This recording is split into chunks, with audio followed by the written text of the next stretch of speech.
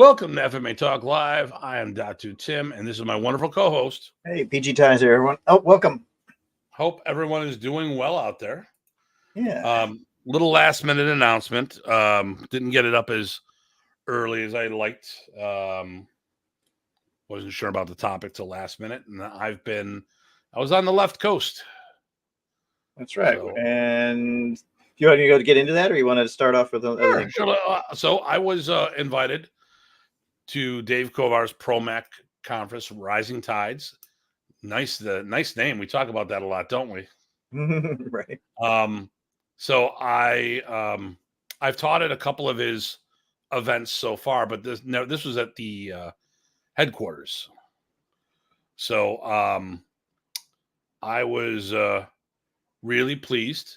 It was funny. I walked in the door and everyone's like, "Oh, I love your content. I love your content." Nice. And they're like, the social media push I've been doing is really had a lot bigger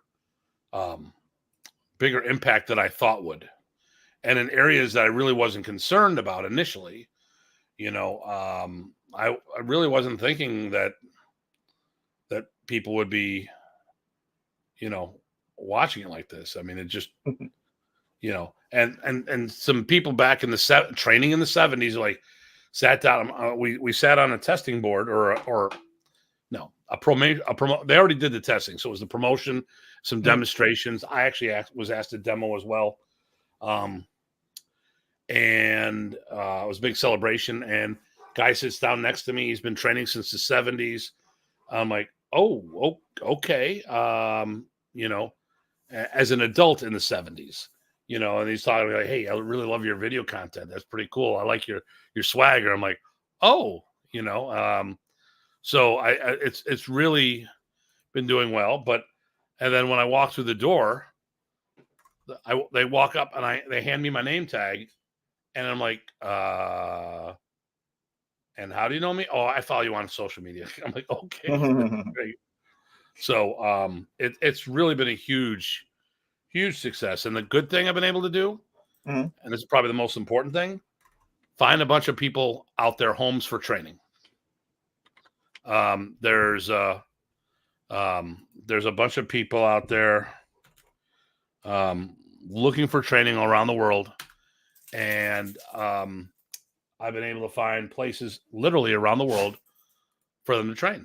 Sweden, throughout the United States and Canada, even in the Philippines, I've helped some people. So I'm, and this is a big, to me, it's all about promoting Filipino martial arts. Yep. Hold on one second here. All right. Somebody. Oh, your other co-host. Yeah. My other co-host is taking out documents from my printer. So we're not talking Dean then. No. It's not Dean. Matt Jones is there. There we go. Hey, Matt.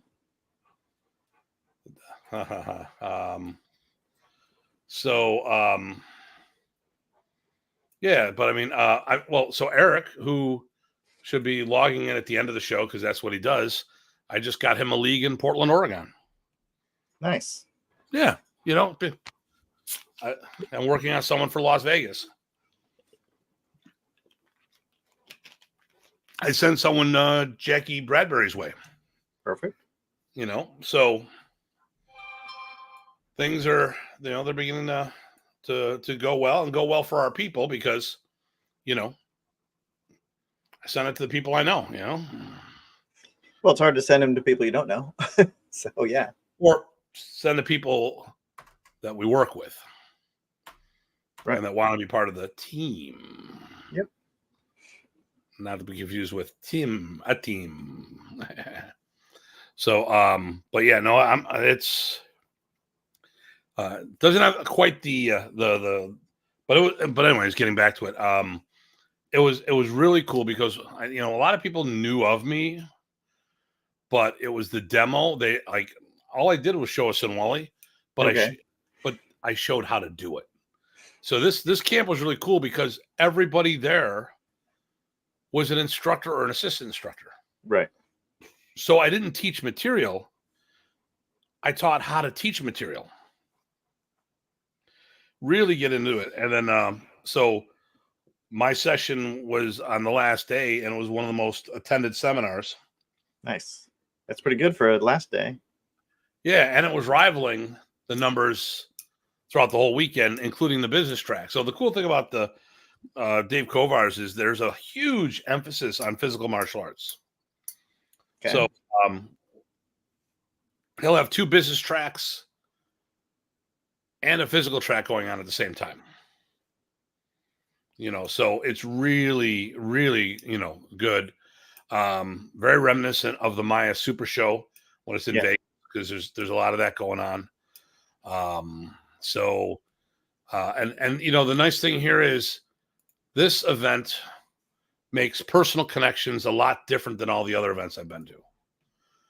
And I'm not saying that the others aren't personable, but not like this. It's just a completely different vibe. And this is an event, if there was no schedule conflicts, I would do on a regular basis. Which right there, I just told you there's schedule conflicts. Right. So, like I said, an amazing event.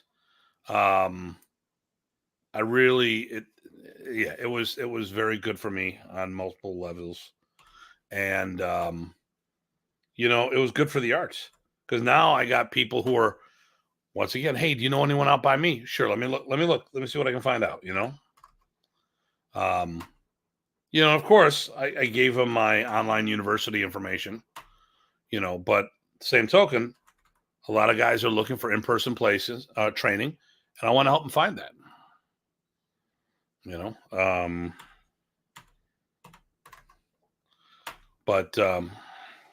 Yeah,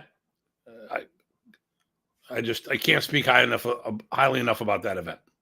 The people were great.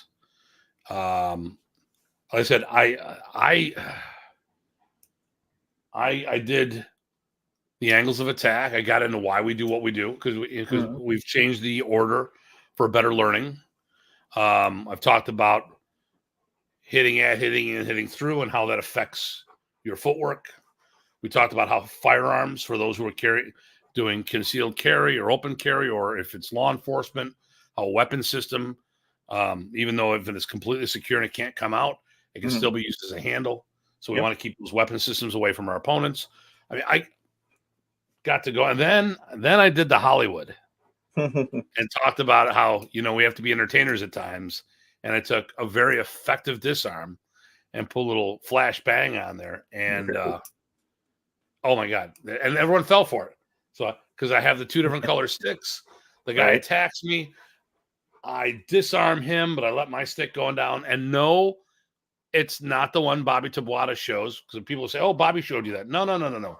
I was well-accomplished martial artist long before I met Bobby Tabata. Bobby was my mentor. He's not my teacher. Right. And Remy showed us plenty of Hollywood things too. I was going to say, I had the ultimate teacher out there, in my opinion, Remy Praces, and we learned that stuff long before. Matter of fact, I may have learned those materials long before Bobby came to the States. But the thing is, at the end of the day, I got to do the move. I show them how I disarm them, and I have his stick in my hand, and everyone's looking on the ground thinking that's his stick. Isn't that my pretty stick there? Oh yeah, it is. There you go. Right. And I even talked about why we put tape on the sticks, for training, and then how big of a puño and all this other stuff. Yeah, it really, really was a good. I felt so satisfied as an instructor, because even though I don't get to teach this stuff all the time, it falls on deaf ears. Right. There's a lot of people who need it and just don't listen to it. Then there's other people who are just not ready for that lesson. And Oh, sorry. I was just going to say, asking if many of the people there had done much FMA or any. So in Kovar's system, because they've got their own Kovar martial system, right? It's in there. They do a lot of Serrata. Okay, right. That's right. Now I remember. And some of the people have done stuff with Apollo Ladra, so they got a PTK iCali blend going on there. Right. You know, but you know, between my swagger and you know, I really, I want to talk. I think we need to talk about this as a show in the future. Modern Arnis is probably the most misunderstood art out there. And here's the thing, and I want everyone to think about this. It's a strong system because it was an art for the military. Remy's father taught the guerrillas during World War II to defend their country against the Japanese. He kept it simple, straightforward, and Remy did the same. And I look at all these other systems, and there's a lot of sophistication out there, but they're over sophisticated, and things go in a bad way, I think. And I think that's what we're really, and like to sit there and go, listen, Modern Arnis or Price's family systems, let's say that, was proven during World War II. Okay. And if you want a system for the military, it can't be over sophisticated like a lot of these systems are. It's got to be simple. All right, so let's get caught up here. Okay, yep. Adam, hey, nice talking to you. Yep, cool. I'll be up in Toronto in 2 weeks. I'll be at Bobby Tabata seminar saying hello. Can Tim ask? Sorry. Matt saying much.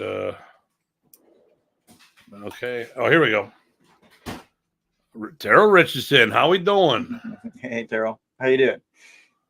Haven't seen him for a while, but we'll see him here in a couple months. Yes, we will. A few months, somewhere in there. That's going to be rough for me. I might be getting home a day before that event from the Philippines. Now you can sleep when you're dead. I think magic is an understood art. Okay, so yeah, I it was so good. It was such a good event. I had such a blast teaching instructors how to teach. You know, I really enjoy that. It's great because you can really set them up to resonate really well, and then they learn very fast, and also ask questions that help you. Yeah, I mean, and yeah, it was, you know, like you teach your students, but most of my students are not in the teaching role, or if they are, they're teaching little kids. They're not teaching the crowd I teach. And when I got a whole bunch of school owners sitting in front of me and all their staff, I'm like, this is really cool because I can really, hey, this is why we do what we do. Why do we teach the angles of attack this way? Well, all the forehands are odds, all the backhands are even, with the exception of the two centerline attacks. Great. You know, I just went over that with some newer folks. Yeah, just high, middle, low, right in order. Forehand, back, everything's taught in a pair. Boom, you know. Been busy. Been busy. Yep, that'll be fun. And then Lex gives a smiley face. Nice. Hey, Lex. So, and see then him later this year too. Yep, Mr. Wolf. So, okay. So there's been a lot of comments on FMA Discussion, our cousin group. Right. And comments have been made. One in particular, which I actually voiced about, and I'm planning on following up with that person. And if he happens to be listening, yeah, I definitely want to have a sit down telephone type conversation, because I made some comments about things, and it, as usual, it doesn't come off the way it's intended, you know. And let me I put it right here. Okay. I'm gonna read the comment to some extent. Mm-hmm. So let's talk about the pros and cons of Modern Arnis. Yeah. The main thing for me The main thing for me is that Remy really didn't care about making things traditional, so it can seem a little confusing as how stuff was taught throughout the years. The groups were always fragmented, which is my point. And after being blessed of having to meet all the first generations, many of the first generations, they all do the same thing but different. If that's really a con. Okay. I didn't like the phrase. First of all, the person wasn't there. I made comments about that. This is to everybody. This is a beef of mine. I want everyone to listen very closely. I talk about Anshan Bakan, and I make it very clear when I talk about him that it comes from the stories from my teacher, Ted Bua. I never trained with Anshan Bakan, but I had the guy that taught for Anshan Bakan. I had another person who was one of the top fighters in the Balintawak group, if not the top fighter underneath Anshan Bakan. That was Remy Pracis. My stories come from him about Anshan. Once again, it's obvious that I didn't train with Anshan because I'm a second gen student of Anshan, not a first gen. My teacher was a first gen.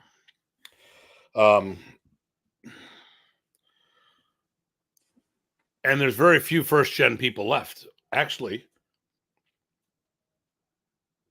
I don't know if there's any. I was going to ask. Yeah.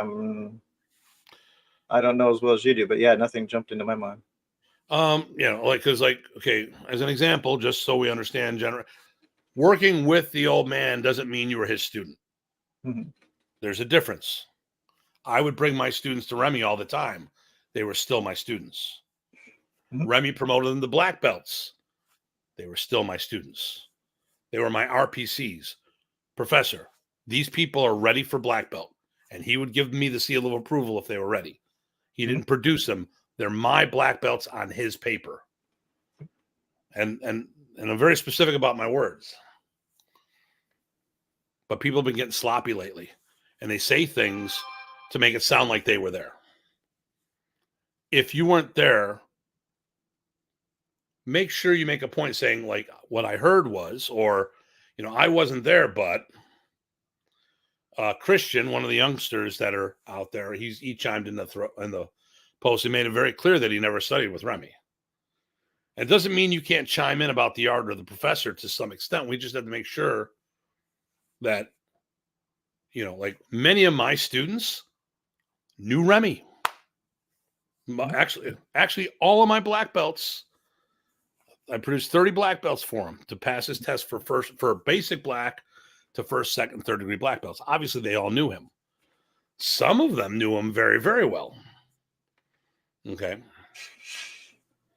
Well, I think also you would want to make sure that, if whoever's speaking that way and trying to get their message apart, they may not even try doing it to try to make themselves look like that, but it may be an unfortunate side effect. That's where precision matters. Yes.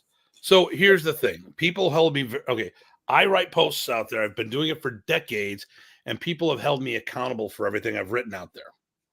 You've seen it. Yep. And a lot of times, or actually, I can't remember a time that people have not said something about I said, and then I come up with the proof of what I said. And of course, there's no apologies or thanks for that information. They just go scouring in the corner with the tail in between the legs and don't talk about it because they don't want to bring up to the point or position that they were wrong. But when they get something wrong out there and I go to correct it, people cry foul. Well, I'm sorry. You can if one of us is held to that level of accountability, then we all have to be at that level of accountability. I don't have to correct you if you didn't get it wrong in the first place. So if you're not going to get it right, keep your mouth shut. Okay.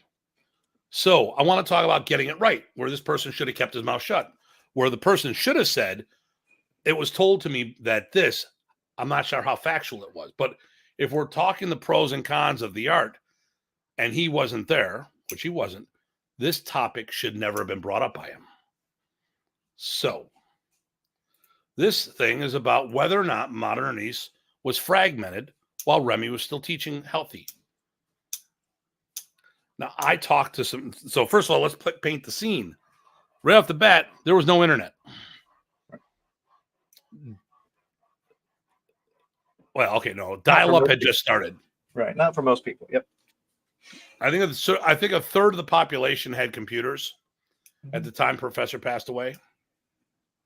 Well, I mean, I remember, right, because at one point when only a few of us had internet, I was, I think, one of 2 sites in the U.S. for Modern Arnis, and that was because, like as you said, back in the 90s, it just wasn't that much presence.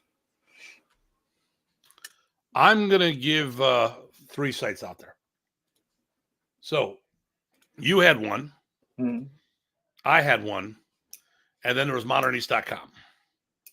Oh no, even before that, though, is what I'm talking about. Oh yeah, okay, before that. Right. So it was that and the split off guys.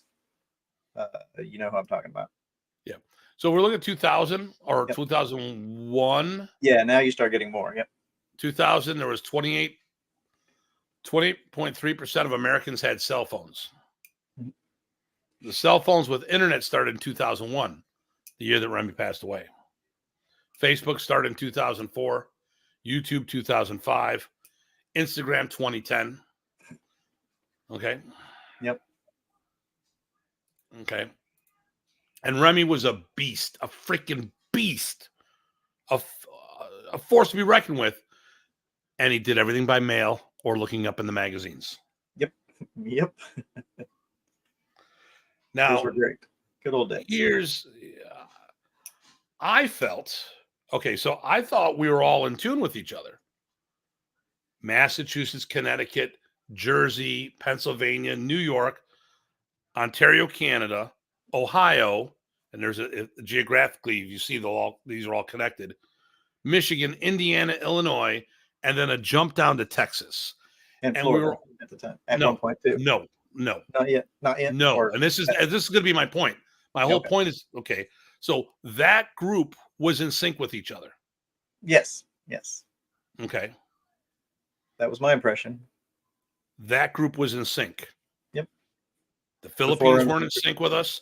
right. Germany wasn't in sync with us. Right. This is before Remy passed. Yes. Right. Although Florida and Oregon and Washington were not in sync with us. And that's what I want to talk about. True. So Different when reasons for each. there's and these are so I remember the first time I went to Germany, Remy gave me a ticket, gave me the money, goes, "You're going to Germany." Okay. So I'm hanging out with the DAV and they asked me about Dan Anderson. And I'm like, well, because he had been over there before.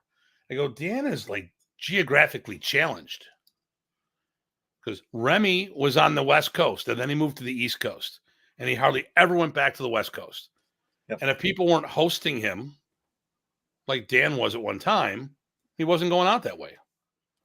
I mean, and it's not, I mean, because this is what he did for a living. He didn't take vacations, so he wouldn't fly out to California or Oregon or Seattle just to fly out there. He had that, it had to pay for something, Yep. like different than me, where I go to a country, I make sure I teach there so I can write it off. There you go. But the same thing, and when I leave my house, or like when people say, "Hey, you got to come out and teach a seminar," well, this is what I need. Well, I can't afford all that. I go, well, then it's not worth me leaving my family because it costs me time with my family, and there's no number that we can assign to that is a rightful number. Every weekend I'm away from my family. I can't get that time back. That's right. Yep. Okay. I wanted to take somebody out because they jerked me over in an event, and one of my dogs was passing, and I missed the one good last week with my dog because I went over to Europe. The guy dicked me over on the event, and I can't get that time back. And I will always remember that. And if that person tries, we've talked face to face since, and if it comes up again, I'm going to make it very clear because he knew how much I loved my dog because he'd been to the house and see the relationship I had, and when I'm away from these guys, I can't get any of that time back. Right. So when they asked about Dan, I go like, Dan doesn't really come around, and I'm gonna put something in scale in a minute. And I go, he's geographically challenged. He's nowhere out there. And we happen to be leaving to go out to a dinner, and the same guys we were all talking. I go, hey, wait! And right by the door was a world map, and they had a big U.S. map, and I was able to illustrate this is where Modern Arnis is in the States. Okay, so if this is Modern Arnis, this is where Dan Anderson worked or lived. Mm-hmm. If this was Modern Arnis, this was Florida. Right. And there's areas that just did not do a lot of business. So if people thought it was fragmented, it could be because that they were geographically challenged and either had challenges or lack of commitment to actually go elsewhere. Hey, Tim Dobson said hello. Hey, Tim. Well, and then there was that one other group that did split away, but that was that was an unusual thing, right? You talking about Arnis International or whatever that was? No. The associates. I'm just saying. But that's another animal. Right. That was an individual who left. Yep. With a small handful of people. And not under good terms. So people had falling outs with Remy throughout the years. Right. But if you look at Modern Arnis as a whole, all the active members, I do not think we were fragmented. No, I think it was good. In fact, actually, that I met you in Texas during the time where people, before Remy passed, so everybody was getting along. As far as supporting the art under Remy, right? Everybody was getting along that way. Everybody had preferences. And there you go. There may have been factions. Right. Okay. There was cliques. I mean, I had my own network of people. I mean, pretty much all of Ontario was working with me, and then I had like Tim Murray in Illinois and Steve Scott in Indiana, and Chad was networking with us, and other people were networking with. So it wasn't a actually it's kind of a subculture of people who wanted to level up to the next level, doing FMA more seriously. But we still interacted with everybody. Yep.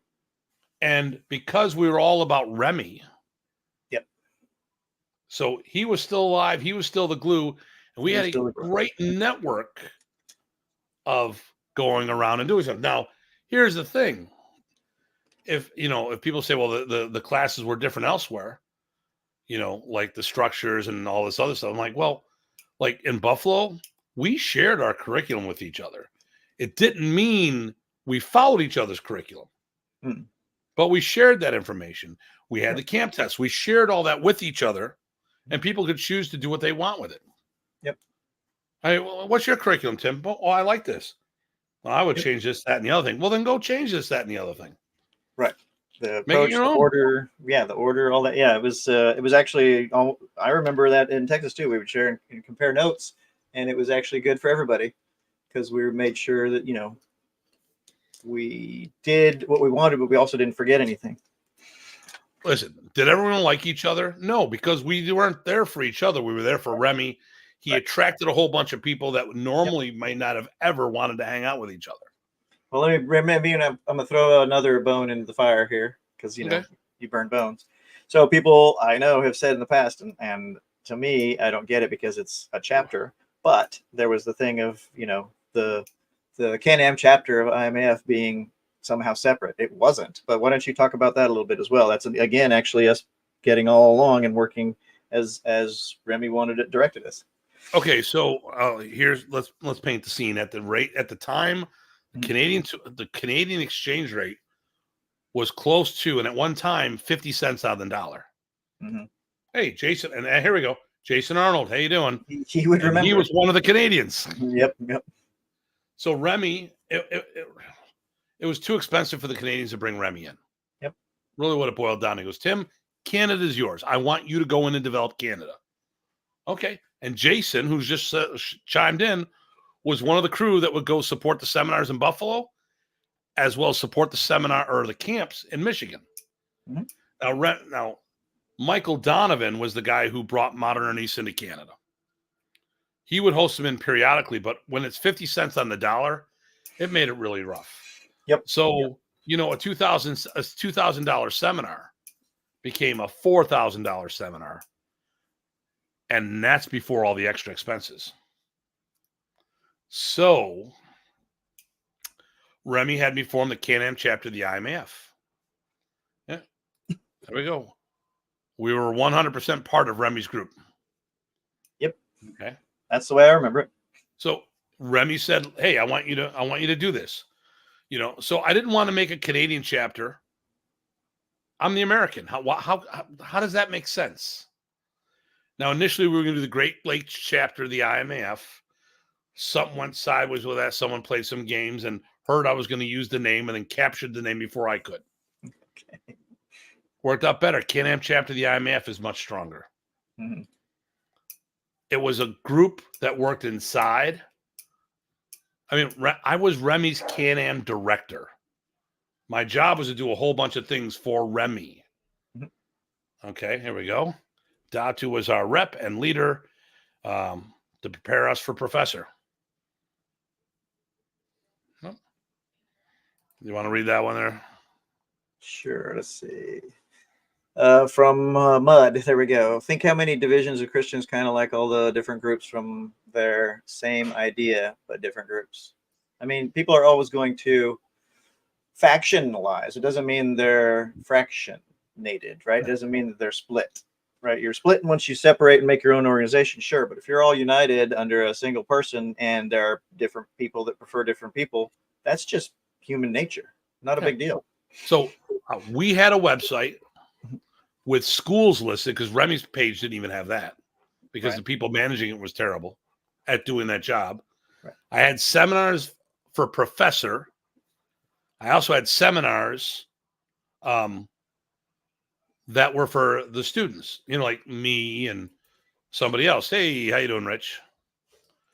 Then someone tried to say, you know, we should have a blackout on the weekends that Professor's teaching. That's most weekends of the year. Right. No, we're not going to do that. Because if someone wants to see me over Remy, then Remy wasn't doing his job. And Remy wasn't worried about that, right? Remy didn't care. Remy was sending me people. Right. Remy said, "Oh, Tim will come and do a seminar for you." It's just that some people were just being stupid, you know. And because of my higher level of commitment to the craft, people were seeing things that Remy taught me that they weren't taught. And like, well, Tim's not doing Modern Arnis. Can my guys pass the test? Yes. Well, then obviously I must be doing the arts. Mm-hmm. But the whole thing was, we did this stuff. And when people say, do I need to be a member? You don't need to be a member. But this is what it costs. A percentage goes to Professor. We have a newsletter. We'll put your school up. We'll put websites. We'll put seminars up there. All of the seminars I can get my hands on of Professors was up there, plus a whole bunch of mine. And if anyone else had given me any of their seminars, I would have put their seminars up if they were a member as well. That was the deal. You know, the whole idea was to show there was so much activity for Modern Arnis going on. I mean, can you imagine? Okay, so Professor did about, let's say he did 50 events a year. Okay, now for those who are tuning in for the first time, he used to do 2 seminars a weekend. Yep. Crazy, in like completely different states. So let's say he's just doing 40 seminars, and then I was doing another 20. So there's 60. Let's say Rocky was doing 15 or 20 himself. Now we can be up to, 80 seminars. I mean, hell, with enough of us, we have 100 seminars a year to choose from. Mm-hmm. What kind of power would that be? Global coverage. Mm-hmm. So let me see. Gatekeeping was their actions, either because they didn't want anyone to succeed or their own fear projected on others to just being malicious. Datu definitely gave us the ability to get close to Professor. Datu was way more organized with curriculum than the other. Listen, no one had curriculum. They had access to it. They just didn't do anything with it. Right. Well, yeah, we as you found out later on that, right? The curriculum I got from Eric, I guess, came largely influenced by you, plus some other stuff Eric had put on there. But it was a starting point, which makes sense. Again, comparing notes is a good most thing. likely, Ty's curriculum was based on my chassis, right? And and I know others who did the same thing. And you know what, my chassis was based on what John Bryant did. Sure. And that may have been worked with Remy, because Remy was a silent financier or partner in the school. So, and that's all good. It's all, it's because, but, it goes back to, well, there wasn't a curriculum. Well, Remy did not have a belt by belt written out curriculum. But then again, how many systems of martial arts actually had that the students didn't develop their own? Because every time I talk about other systems, they're like, we didn't have a written curriculum. We had to make our own shit up. Not our own material, our own syllabus. And it wasn't total. I mean, you had the end point, not the end point. The starting point, in my point of view, is, we had what it took, what you had, all the requirements to pass black. And so you knew that. And how you structured yourself to get there, fair game. But that's a curriculum. It's just, got fewer delineated checkpoints. See, Flint had curriculum that went back to the 70s. Oh, Yet nice. that was not the norm. Yep. Well, here's the thing. We go back to the basics. And this is really why there may be some perception of fractional. So I'm going to, lack of commitment. Or people want things done. If you did it as a secondary or tertiary art, you're not going to approach the training the same way. No, not at all. Right. I mean, listen, art within the art means you're a cross trainer and you only did the parts that you wanted. Remy taught the entire art to everybody that showed up. He showed everything, yes. But people who tested under the art with the art, and here's the problem with the art within the art, and maybe we should go do a show on this again. People know what they did to pass their Arnis test, but they forgot on how much of their other training factored into that. They had done years of punching and kicking already that were in the forms. Right. They did wrist locks and controls. Like, I already knew most of this stuff already. Great. So, they just look at what they had to learn to add on to their base. They forgot on how much of that work for their base contributed to that. So when I look at things, so Ty and I just recently talked to somebody, and the comment came up, Tim, I got to ask you a question. You're really good. Oh, thank you. How come people X, Y, and Z are not as good? And then we got in the conversation of the art within your art. But contrary to what people might think, you weren't bound-mouthing people. You're just talking about what you emphasized and where you went. When you committed to the craft. Right. But you weren't taking it as an opportunity, you can badmouth X, Y, and Z, they're no good. You were mainly talking about, if I remember right, it's a function of the focus. Right. Well, first of all, I said not knowing who the person was right away because they didn't want to mention the name. Right. I said, well, first of all, we have to understand that most of the people who are, which is probably 95%, if not more, of the Americans were taught it as the art within your art, which was how to enhance your primary system, not replace it, enhance it without compromising the integrity of that base system. So still what you're doing is if you're not compromising that base system, your expression is going to look like that base system. And we saw that's not what Remy taught. Right. He allowed it, but it's not what he taught. He allowed it for cross ranking. And that's the problem. Too many people misunderstand the difference between ranking up in modern from the ground up versus crossing in. And that's why I don't think you should be a cross rank grandmaster, but that's another story. I compared Datu's curriculum, organizational cards to Kempo consistency, and it attracted me from from JKD for a bit.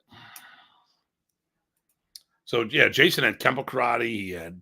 He was under Paul Irish, who was Larry Hartzell's guy up in Canada, and it was cool hanging around him because he'd ask me questions that a lot of people didn't ask. Once again, like this weekend, doing it in an actual instructor's class for instructors. Nice. Yeah. So, and as we enjoy that every fall too, with our own instructor development class. But I think the problem is, and we're digressing, getting off the main thing, is that there goes why the art's not respected a lot, because a lot of people they misunderstand their ranking, and I think it's been sold to them differently by some of their own people. And once again, I think because of how they got there, they forgot, oh, this was much easier than my ish and root test. Well, of course it was. Because you already worked your fundamentals. If you didn't have your fundamentals, you didn't know how to punch and kick, how hard would this test really be? Yeah. Yeah. Well, I mean, and I even noticed that. So my favorite and hardest Modern Arnis test was for second, or Lacan Delaware, third level. That was a blast, but that was then even more in depth and concentrating. It's the development time that it took to get prepped for that was what it took, and it all got to come out on that test. So that's when it came out. It didn't come out on the first. So what I'm going to say, he just said Delaware, which is 2. In Modern Arnis, yep, we went black first, which was not a junior belt. Right. It was a typo, but we kept it. You did basic black, and then you got your first degree. So there's 11 black belts. So as a 6th degree black belt, that actually meant I was a 7th level black belt. Because Lacan, which is the male designation, Dayang, the female, is not a probationary belt. All belts can be probationary. Right. It's not a specifically probationary. Mine wasn't, and yours wasn't. No. Abel's wasn't. And several people's weren't, but a lot of people. None of my students, actually, my students were in the room where people were made probationary. Yep. But my students were full-fledged Lacans and Dayangs. Sure. Same thing happened for me. And initially, when you got your Lacan or your probationary Lacan, you're supposed to wear the 3rd degree brown belt. Yeah, I wasn't aware of that, but yeah, that sounds familiar. And of course, that happened at the camp, the Michigan camp. Michigan, yeah, which I wasn't able to make as a grad student. I still, it would have been nice to make one of those, but couldn't swing it. So let's put some things in let's go back to why would someone think, so this person is a 2nd gen, and we know some of the people that he's talked to. Mm-hmm. Why do you think he has the perception that it was fragmented? I already got it in my mind. We even hinted at it at the beginning of the show. But why do you think people might think that? And I'm assuming, once again, I can only go by what he wrote. And I mean, first of all, what would you think he meant by fragmented? Well, there's 2 ways to take it, right? Do you mean that they're full, complete splits, or do you think that there's clicks and things like that? From what we described, I think you could interpret it as clicks, but I wouldn't use the fragmented word in that case. So I'm not sure. I got the vibe because he talked about how he wasn't traditional and the teaching was different, that maybe he thought that people were isolated and we didn't have a cohesive. I mean, I wish he was on right now. Separated, kind of that kind of thing. I'd be like, hey, dude, come on in. But and if you know who you are, if you're listening, love to have you pop on and not try to roast you. Right. But I also want to put in the context of what I was saying the other day. So my thought was that we were not cohesive together. That's how I took. Yeah, I think that probably depends on your perspective, right? I think probably some people might have felt that. But I would say by and large, at least from my experience, limited though it was to just Texas, although it's 3 different locations in Texas, so it might as well be 3 states. The everyday participant would not have felt that. That's my opinion. There you go. So I think we had a good culture. Mm-hmm. We all knew each other. Mm-hmm. It was always good to see everyone, even if you didn't like them, because the family came together to support Remy. Absolutely. Okay. So that was it. Even without the internet. Here's the problem. Maybe because there was no internet, it might be friendlier. There we go. Well, probably because then you had to say stuff. Well, okay, in listen. person. So Ty and I, so most of Remy students fall into two categories: baby boomers and Gen Xers. Pretty Okay, much, yeah. which means we all handled our shit. You know, and you don't want just if you want to see rants, go plug in the face, or actually just look up on YouTube. It'll be easier probably to find Gen X rants. It'll probably come up left and right. Don't mess with the Gen Xers. Don't wake them. Don't wake the beast. But you and I, we're Gen X Prime, first year. Gen X Prime, baby. Year one of Gen X, which means we didn't fight on the internet. We fought for real. We were a bunch of little kids that went out in the streets, and we were little people, not adults, but we had all the social interaction back and forth. We talked amongst each other. We fought amongst each other. We played with each other. Your bike broke down. You had to fix that shit on your own because we didn't have a cell phone or anything. We did stuff. We didn't go running home. Well, sometimes we ran home to mommy because sometimes I got punched in the face. But the thing here is we had to fix shit our own. Uh-oh. There needs to be a meeting with all the first-gen instructors to clarify the gray matter. Hopefully it can happen. We've already offered, but they would rather have a group that excludes the people that know the facts. We'll just put it that way. Gen X Prime with free delivery of ass whooping. Woo! But here's the thing. We did shit. Now, some people didn't want to do stuff. So here's my thought on the take. So we talked about geographically there was regions. So I'm going to use Dan Anderson as the example. He's up in Portland, Oregon. He used to host Remy. He stopped hosting Remy. Don't know why. Okay. I know it would be, well, actually, I've got a few ideas why. Remy moved his operation to East Coast. Now you got a bigger airfare to bring him out. You didn't have the support mechanisms you had back when he first did this stuff. You know, and Dan was a karate guy first and foremost. You know? So he goes, well, I'm going to keep trying. Okay, Ty, if there was a roundtable meeting from multiple organizations out there, would you attend that? If you were invited? If I were invited, probably. Same with me, Dean. So if you have a roundtable thing and you want to have multiple people from representing different things versus just one particular clique, I'm not speaking for Ty, but I'm definitely open to the idea. Ty? Yeah, for that purpose, sure. There, I have some other thoughts on actual events and stuff, but that's a different deal. Yes. Okay, there we go. So we're game to go on a neutral territory. Obviously, we have to make sure a criteria fits for everyone. Can't be a whole bunch of people coming together to whoop up on one. Right. And Rich said he would try to attend. It would be, and I'm assuming it would be some kind of virtual thing, Dean. But here's the thing. Using Dan as the example, he's in Pacific Northwest. It is so much harder for him to see Remy. He goes, yep.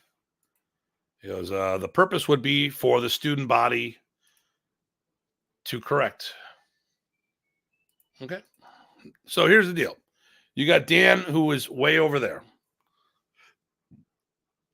I can't even think of how many states away he is. It's that far. I mean, I just got back from California, so it'll be pretty much a similar flight. At least 6. So, Remy was, okay, here we go. Detroit, within a year, he did like 8 seminars within a 2-hour radius of Detroit. He did 11 seminars in 1 year in a 2-hour radius of Philadelphia. Mm-hmm. All right. And I would go and visit all these places and hang all the time, taking advantage all the time. Because for me, that's a chip shot, 4 to 6 hours of driving, and I was there. That's why I love living. That's like going for milk, right? Right. Well, and I lived in the middle of all the 3 major cities that he would be in, and so I got to hit every every camp, 2 to 3 a year, sometimes one, but usually 2 or 3. And then every seminar, which was 4 to 6 or so, because I was right in the middle of everything. It was perfect. Perfect. Well, I mean, for that matter, I mean, you got Kelly Warden and Dan Anderson being up there. Sure. It makes it hard. I mean, when your business is up there and everyone else is over here, it makes it much, much harder. If the situation was reversed, if Remy was all West Coast and I got hooked on the East Coast, I wouldn't have seen him anywhere near as much as those others saw him. Right. But that wasn't the case. We saw him more because he practically lived on this side, you know. He had multiple properties up and down the coast, and he had more family over here that he'd couch surf with. Although you'd give him the bed. So if you were in that area, I could understand why you would think you weren't part of a community. And that's how I perceive this person's comments about being fractional. But the thing here is, once again, he wasn't there, so he really couldn't comment on it. But he's going for secondhand information. And the problem here is, without having information from people like you and I who are in the loop of what was going on, it's hard to compare notes. When everyone has the same notes, right. Another area that was very similar to that would have been, wait for it, Florida. Right. I think he did camps down there once or twice, and then there was a problem, which turned out to be not a problem, but it still created a weirdness. So I mean, let's do this. So we'll talk Dan Anderson. Dan Anderson used to host the camps up in the Pacific Northwest. A couple of them had some seminars.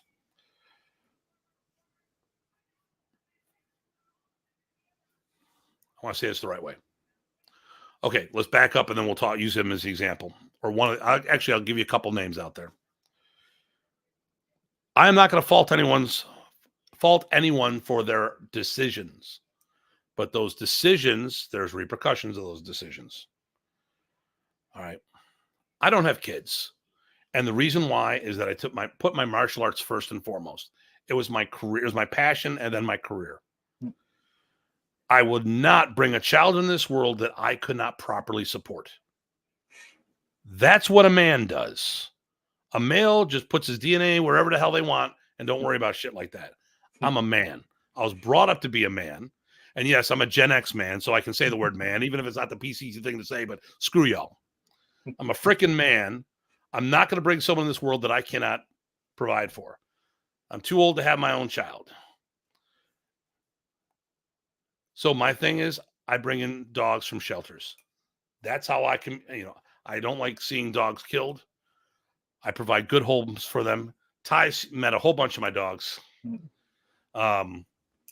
And dogs are easier to deal with crazy schedules than children, which is why I haven't brought children in this house. Because they'd be at school all day and I'd be teaching all night. And it's not fair for them. Kids don't understand when their parents are working all the time and they hardly spend any time with them. It's because that they love them. So when I make these comments, I applaud all the people who've made those who've made those decisions to be with their families. Okay. But any of these people could have wanted to see Remy more. Dan could have came up to see more. I saw Dan twice in Buffalo by himself because my instructor, John, was part of the Church of Scientology. And so was Dan. And they had that kind of connection. Dan came out twice to Buffalo, once while I was a student there. I think another time I was gone. And then I saw Dan once teaching with Remy in Detroit, Michigan. And he was teaching karate. He wasn't teaching Arnis. And this is when he made the comment to the group that he had retired from Modern Arnis. That's it. That's all I saw him. And so when we start talking about what happened in Modern Arnis, I went to 180 events, 30 of which were training camps. Okay. So when we talk about, and that's over my 15 years, averages out to one event a month. Okay. So when people talk about what happened in the arts, I want to know the scale of what they're doing, because a lot of times people only saw Remy once a year. And even if that was 15 years, like me, that would only be 15 times. That's not seeing a person a lot. And most people did not go to camp. Most people would see him when they're in their town, and then some of those people went to camp. So when someone tells me what happens in the art, if you weren't around, how would you know what happened? Bruce Chu, guy we like. Okay. While Remy was teaching, okay, I met Bruce 3 times. I met him at the Tucker, Georgia camp. That was the first time we met. Then he hosted, well, actually, no. I'm not sure if he hosted 1 or 2 camps for Remy. I went to the last camp he's hosted, but Randy Shea, along with Al Garza, hosted 2 camps at Rice University. And the first year, they invited all the top guys and camp hosts. And Bruce was brought down to that one. Yeah, I guess I saw him at that one, but we didn't actually talk until years later. And then the other time I saw him was at the Orlando camp that he hosted. So out of 16 years about being with Remy, I only saw him 3 times. Chad Bailey, who says he's been to all these events, I didn't meet him until after Remy passed away. Brian Zwolinski, he was a correctional officer raising a family. He wasn't running a school. He was a student of Lowry, so he was actually a second gen for the longest time and eventually took over Lowry's program. So I don't even know what that means as far as did he just have a training group out of somebody else's or whatnot, but he was a corrections officer with a family, you know. I only saw Brian. I saw him, I think, at the 2 Harrisburg camps, at 1 Michigan camp. I was at 2 of the Massachusetts camps, only saw him there once. I don't recall seeing him at any of the seminars. And the 1 Texas camp. So right. I was going to say, I saw him in Texas at least once. So, and I'm talking while Remy was alive and healthy teaching still. Right. Okay. So that's 5. Okay. 180. So when people talk about whether things are fractional and stuff of that nature, I want to ask is how much of these people chose to be hermits? You know, you became a hermit after Remy passed away, but you were actively following Remy around and throughout Texas. Yep. You made a choice. You made sacrifices to do that. Not everyone else did the same thing. And when those people didn't make that level of commitment to attend these events, then they really shouldn't be talking about what Modern Arnis is and what Remy was doing. If you don't have the right scale, you can sit there and say, listen, we're in Orlando. We're kind of isolated from everyone else. I mean, hell, even after Remy passed away, Bruce was in Virginia for the longest time. Mm-hmm. I only saw him once. Was that when when you got him to come by? Yeah, he's been invited how many times to hang with us? But then again, he had job commitments and all this other stuff. So I don't blame him. And yeah, definitely. I'm not blaming him, but we can't sit there and say that this is all this stuff that happened, and then and just like, okay, well, no, you were hardly around. I mean, I remember. Oh, Dean's here again. I want to make a comment about this. Dean had Brian and Chad Bailey on the camp. They talked about the Massachusetts camp, and they talked about, hey, we would just go on the floor and train right away. And Dean was like, they just did that? No, that's bullshit. They never did that. But Brian and Chad, when they were going, Chad Bailey, they weren't going as teachers. They were going as somebody else's students. So that teacher may have taken care of all the admin stuff. You're not going to go to a university, college university, and hop on the floor without doing some form of registration ahead of time. Would you agree with that? I never saw a camp. Admittedly, I started like 93 might have been my first camp. But I started a couple years earlier. But anyway, camps, I never saw a camp where you wouldn't clear out the registration stuff first, even seminars. And Richard Roy would never let that happen. Now, let's say they came late and they report in, hey, listen, get on the floor. We'll take care of this right when the session's done. Sure, That's a little different. You just didn't hit the floor. They got their facts. I'm sorry. Their facts are wrong because I know who the host was. And that's what started me talking to Dean. And here's Dean with his comment. See, right there, of the students who didn't go to camps, Okay, can you get my glasses aren't working I'll well. get it. Yeah. So Dean goes, see right there. If the students who didn't go to the camps, then what was their funnel for information? What the instructor brought back, or if the instructor brought Remy in? And I would say yes is the answer. Sometimes it was what the people brought And here's back. the other one. Sometimes the hosting. So Dean's rest of it. This is my opinion by virtue of my interviews, which leads to the gray matter area or the gray area matter. Who got what and when? That's from Dean. And there's other things too. I mean, and here's the thing that people throw Remy under the bus all the time. Well, Remy used to say this to everybody. There's a cultural element that wouldn't do that. Mm-hmm. And people didn't try to understand that. And some people may have picked up on it and then try to take advantage of that. Right. Or not putting it in its context. Oh, you could do that too, but do this instead. Right. Well, what does that mean? Oh, he didn't want to say you're wrong. But like, we've got the only art out there, it seems, that this art within the art bullshit out there. Mm-hmm. But listen, you're all part of the family. Don't get me wrong. But when you do the art within your art, Ty, what does that mean? Well, you're operating within some other art, so you can't be doing the whole thing. That can't be all of your thing is only the art within your art, because then it doesn't even make sense. Because you're not even doing the entire art. Yep. Oh, I don't do the forms. I don't do the wrist locks. I don't do the this. I don't do the that. Remy had this phenomenal martial system that people ignored. They took it as a martial buffet to pick and choose what they wanted. They were given this multi-course dinner, and they chose not to have the entire meal. Oh, I don't want the salad. I don't want the desserts. I just want the beans and the this and the that. Okay, I digressed. Did we all get along all the time? No. Did we fight amongst ourselves at times? Sure, why not?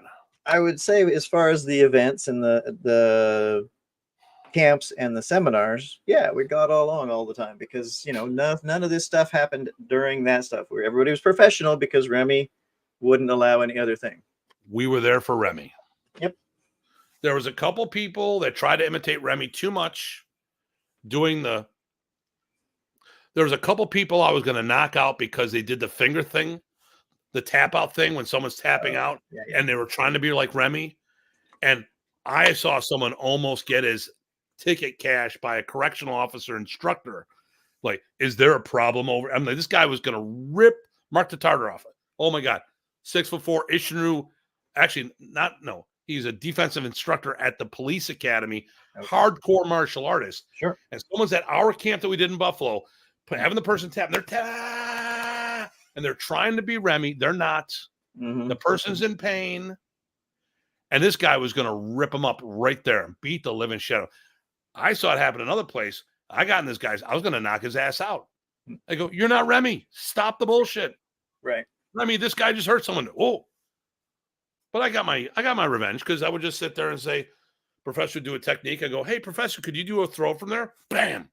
Could you do a choke from there? Bam. Professor, could you do that a couple more times? I'm missing it. Boom, boom, boom. Thank you, Professor. Yep. And it's like, well, and it matters that it was the professor doing it, because he knew he had that control. Right. It's that's you don't necessarily know about the other people. So we were in Canada. Someone jacked up Chuck's thumb. I went after the guy, and eventually they popped it, went down. I'm like, dude, who the, Right. See, now that's the stuff, like we would see, listen, we all tried to imitate Remy. I get it. But when they're doing the tap out thing, you got to let them go. Let them go. Listen, we all do it to some minor extent. Not at someone's health's expense. No. Absolutely. Right. Damage is not what is allowed. Maybe some pain, sure, not damage. So, see, like, yeah, Dean, I mean, this would be good information, but the problem here is, you have different perspective.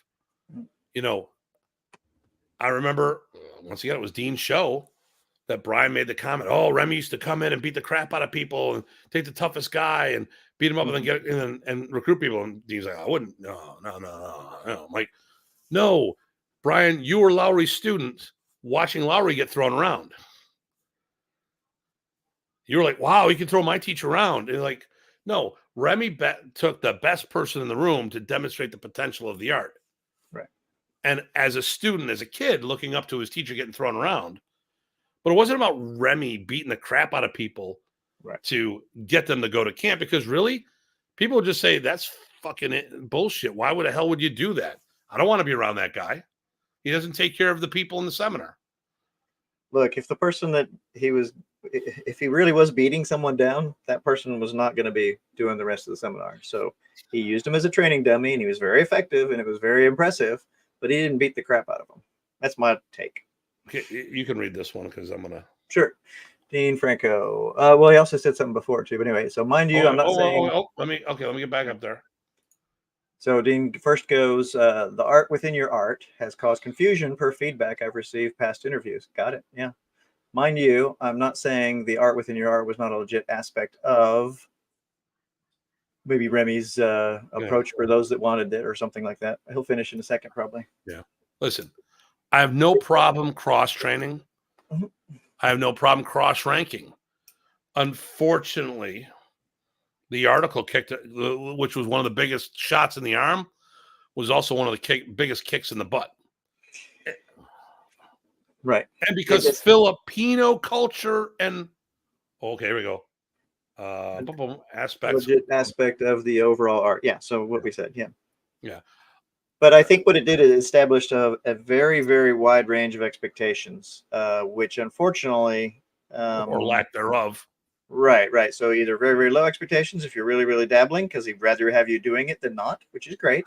Or you could be diving in full force and rocking it, and he'd love that. He'd really love that. But he's going to have the whole gamut. And then, Here we go. Bob Guida. Hey, sir, how you doing? Let's see. Let me read this one because it's long. So Bob says, I saw a shitty Kempo fourth dan hit a color belt extremely hard at a seminar years ago. When people noticed, the old guard lined up to teach him control. If I remember right, Jason Arnold hit him so hard, I thought he was going to snap in half. That sounds about right. And Jason's a little guy. So, hey, Rob, by the way, one of my girls just got hit in, they registered Zoe. The aunt's trying to get a hold of you. Got a baseball in the face and can't compete and do anything for about a month. Fractured some bones and stuff. So if they haven't got a hold of you, they're trying to. He's hosting a tournament. Anyone in the Metro Buffalo area, June 1st is the MSD Kempo Enter the Arena tournaments. Nice. Open to all. Whoa. I can't do it like an arena. Okay. You know what I really need to do? I need like a Thunderdome. Enter the Thunderdome music. Well, actually, we have to have Tina Turner for that. Let's skip on that. Well, you can also get this is art within your art, or very confusing and open to interpretation. Yeah. Yep. I mean, that's that wide range of expectations. So then, depending where you ended up in that range of expectations, your perspective may be different. And it makes it, and that's, I would say that's part of why Modern Arnis sometimes gets that question that Tim was talking about earlier, which is, hey, you're pretty good. You're really good. How come I'm not seeing that with others? And it's because, were they trying to be Filipino martial artists first and foremost, or were they training to add to what they already had, which is a different thing? They were getting to be a better martial artist, no doubt about it, but they might not be the best pure representative of the movement style. And so that's going to, people that know how FMA guys move are going to notice that. It's nothing to be ashamed of, but it does put things in the right perspective in my idea. I know some people would take it badly, but if you're an awesome martial artist and made more awesome because what Remy showed you, yet you didn't move like a pure FMAist, you should go, okay, that's fine. I'm an awesome martial artist. That's cool. But there's another aspect. What if you want to be that? Then how? Guess who called me the other day? Who? I have no idea. Ron Browning. Oh, nice. How's he doing? He's doing great. And he was talking about how proud he is of me and all the stuff that I've done. And he goes, but here, Tim, you know what? I make this shit. I'm not you. I go, now, Ron Browning For those who don't know Ron Browning, he's another Remy in his style of martial arts. Excellent, fantastic martial artist and a top guy in the first place. One of the most genuine guys you ever, Mm-hmm. I love this guy. And the thing is, okay, listen, he's like us at times, very snobby about his martial arts. Mm-hmm. He's very forward on what he thinks you should have, but he's also okay with your opinion on what you want. Mm-hmm. And he comes to me. This guy fought for Don King.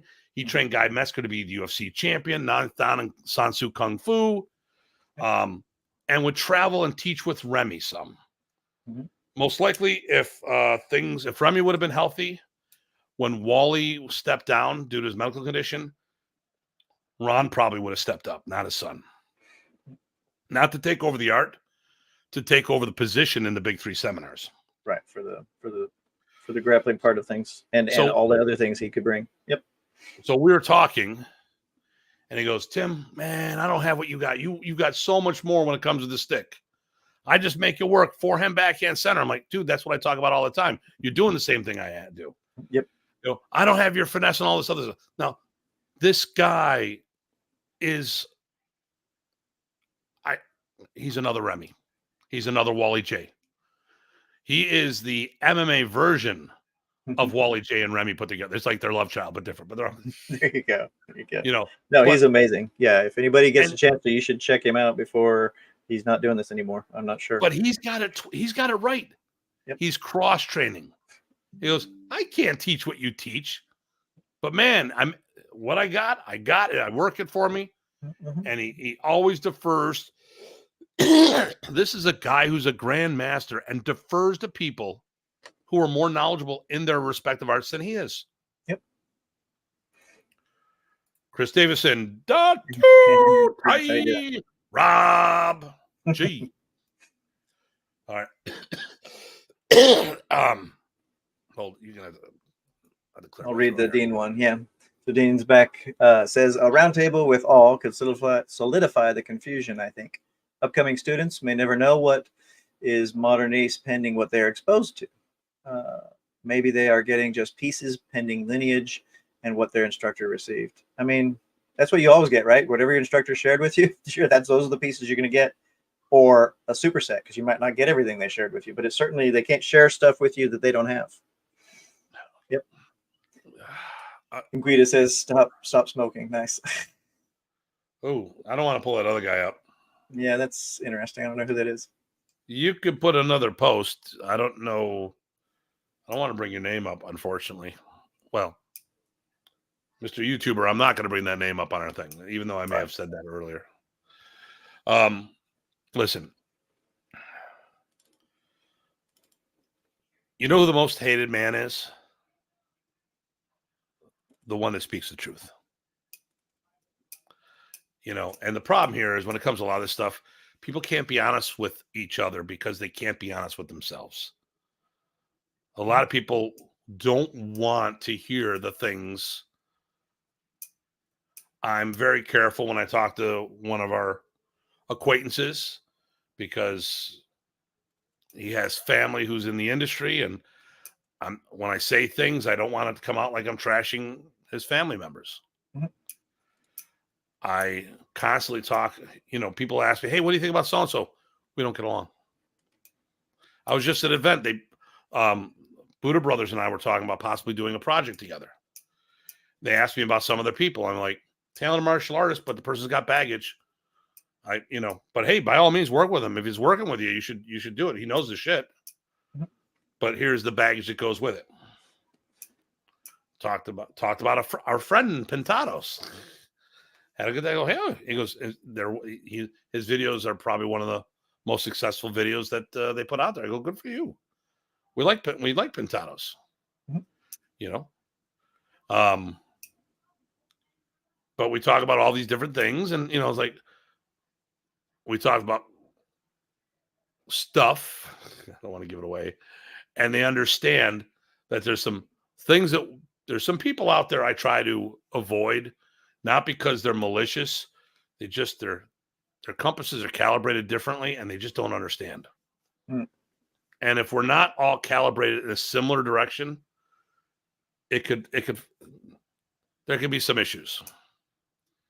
I've seen some people just do bad things, not because they're bad people. They just had bad judgment, and they didn't realize that it was bad judgment.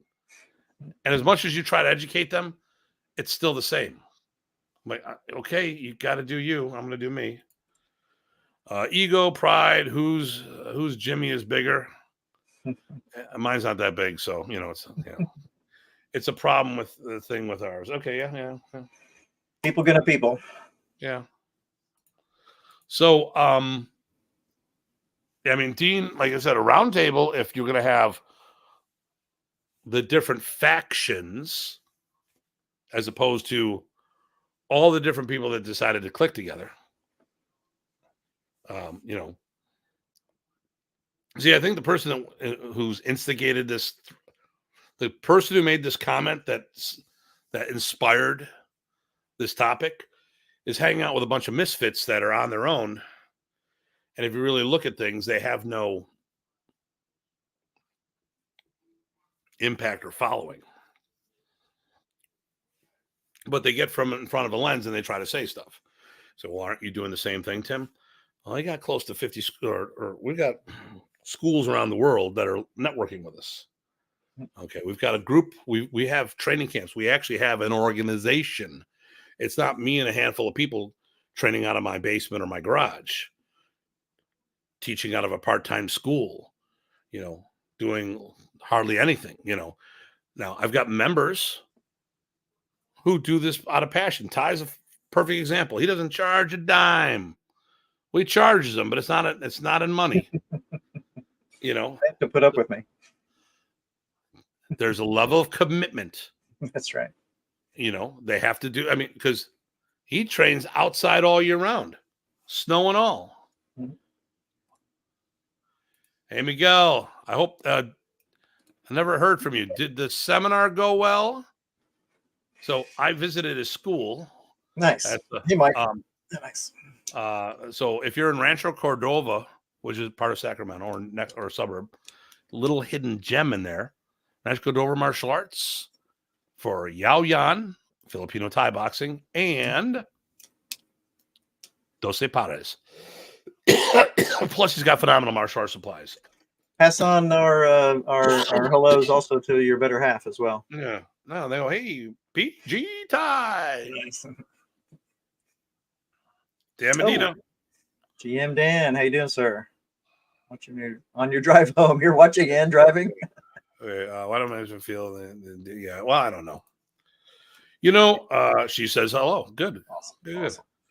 Awesome. The problem here is the martial art world. What do we do?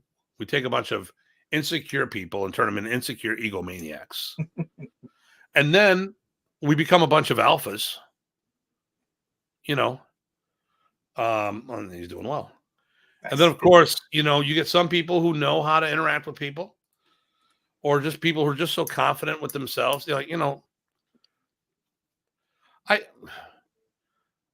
I don't care. I don't like if people get the information wrong out there. I'm going to correct them.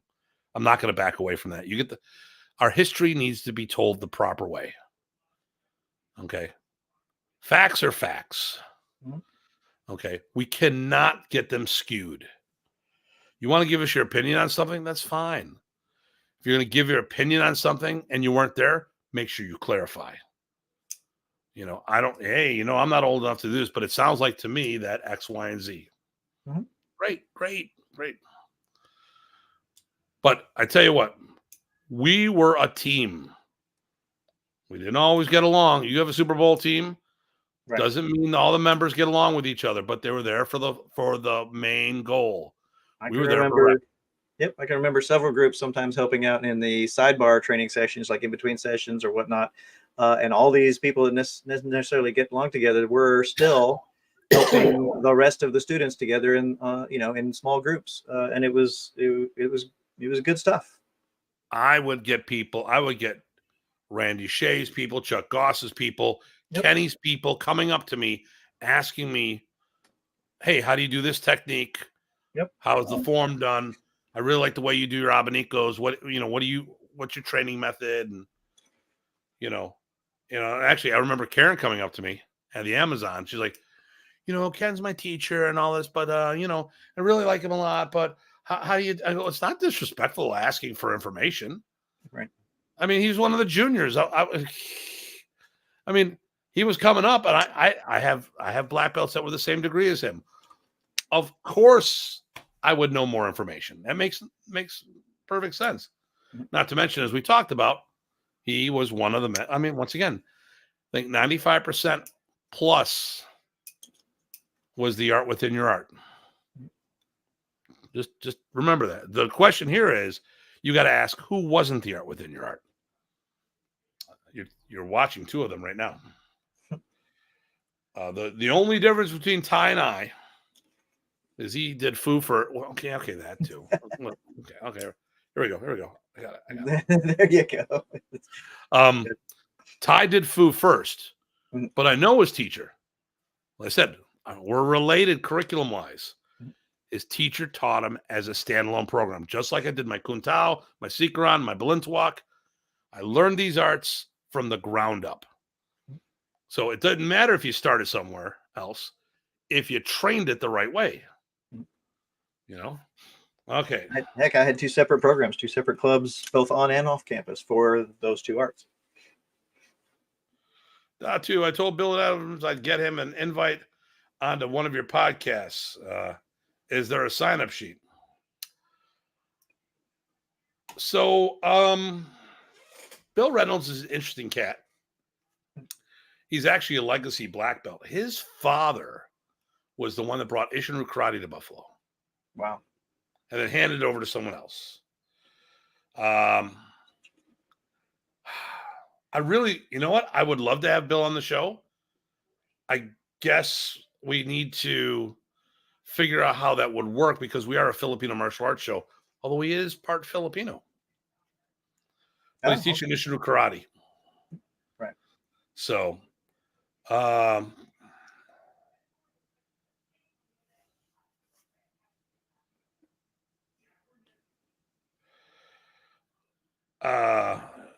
yeah, okay. I'm looking at the other comment. I'm trying to understand. There's a question here. Well, I got an example that's a yes. You know him. He's your guy. Well, here, let's just do this. There you go. So Paulo goes, can a good Modernist group exist today without any direct ties to Professor Prices? Now, before we say that, do you, I mean, obviously they'd have to be a second generation student. Is that what you're talking about, Paulo? That's what I was thinking. I would like to get that clarification before we. What do you mean by direct tie? Do you mean has met them and done one seminar, or was actually a student under Remy, or were they what generation? Yeah, exactly. There's a few ways you could go with that. So if you be on the same page, yeah. Yeah, I don't want to. Do we want to do something crazy? Well, I think in principle, so. I'll answer even without that clarification, right? In my mind, in principle, sure, right? If because that's the only way the art's going to go on. If good people are passing it along, at some point there'll be people training and propagating the art that did not train directly with Professor. But in my mind, for me to like that, I would prefer to be training what Remy did, not the result of that. So you're making it hard for us to say no, but I still got a question. Right. Do you mean he clarified good, but he didn't clarify direct. All right. So capable fighters, that's Paulo, easy. I'm sending you a goddamn invite. Okay? I'm sending you an invite. I know this is there goes the neighborhood. Oh, their instructor. Wait a second. The schools. Okay, hold on. So let's go back. So the Modernist group, who's the instructor of the instructor, did not train. So that's third generation. Is that right? Hold on. Well, let's do this. Paulo, I'm sending you an invite. There goes the neighborhood. I'm teasing. Bob Smith, Rich Parsons is going to be doing something in the metro area. There's also there's a JKD Oh man, it was fast. Paulo came on real fast. Bob Smith, Kurt Cornwall or something, if I'm not mistaken. I'll have to look it up. He's teaching Jeet Kune Do. Hey, buddy. What's up, guys? So we doing? want to get your answer. We want to get it right. I think we have an That's answer, but I'm going to move you to the middle here. I want to hear your questions enough so we can get that right answer. Sure. Yeah. So somebody, good modern Arnis, I think I defined that well enough. Somebody who can represent the system, considering that from what I know, based on mostly listening to you guys talk, is that a really strong element of modern Arnis is the ability for students to discover the art within the art, or their interpretation or expression of the art based on something, a curriculum, Professor Remy's teachings. Oh no, that's bullshit. No, we've already talked about the art within your art is is just people picking and choosing what they want versus learning the system. Okay, so you had an original art that now you're adding some Arnis experience into to now you have. So the is art modern within Arnis the complete? art. Did Professor Remy ever have a complete syllabus of what modern Arnis is? Remy had a complete art when he came to from the Philippines to the United States, but it kept evolving. And what happened is a martial art magazine did an article said Arnis, the art within your art. So it became a marketing thing. So the whole art within your art was really a cross certification program, but he taught a full blown system. I myself is a product of that. I came from a full-time martial arts school called the Filipino Karate Academy, which was Remy's marketing in the Philippines for that. So there's a finality to the system, right? There's like a checklist, let's call it. We had a. It's a lot deeper than people think. It's not a graduate course where it's not like Balance Walk where here's this and you're done. Right. There's a lot more to it. Well, look, like Bikini Tertia is a vast system, but Bikini Tertia International has a very definitive list of requirements for people to rank up until the World Modern Arnis Alliance. We have our own, but also Remy had some certain expectations for black, and those were generally common. Okay. But it also depended on what your previous training and skills were. So. Most people didn't commit to the art. Remy allowed for cross play, and he would, when it came to rank, going from one system to another, there were some martial credits that would come with you.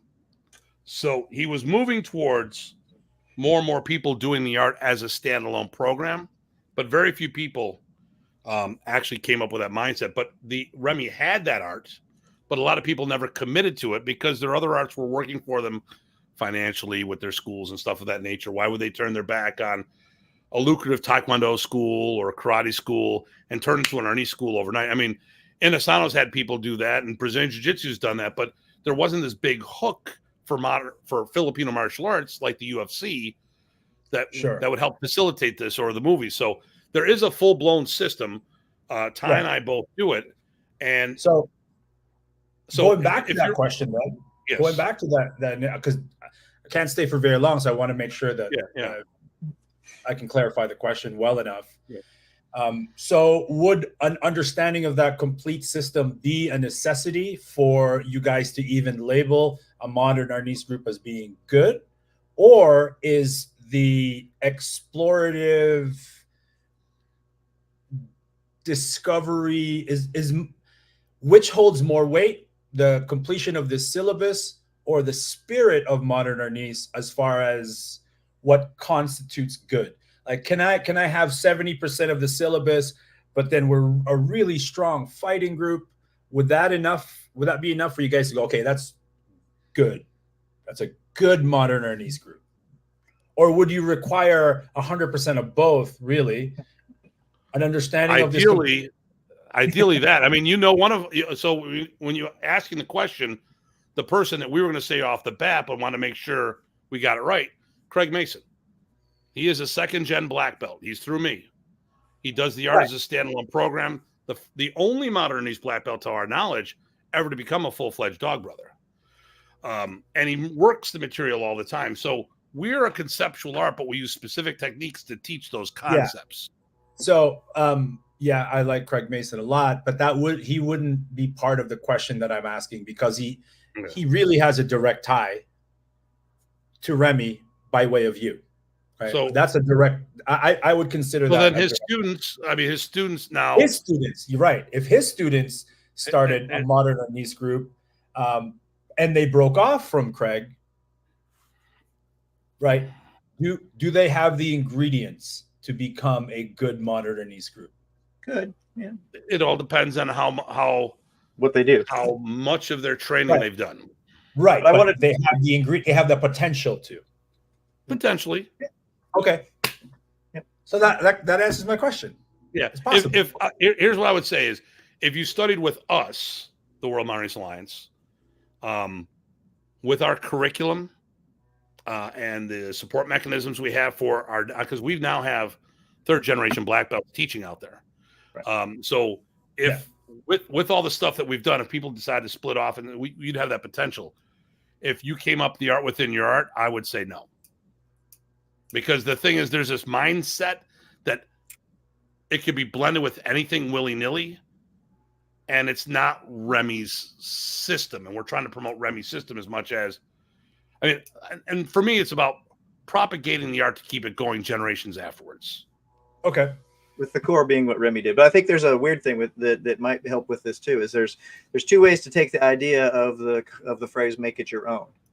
So do you make it your own because you work it and you own it, right? So you make it something that you own, and then it works for you because it's right for you, but it's still the material that you worked so dang hard to make yourself own it.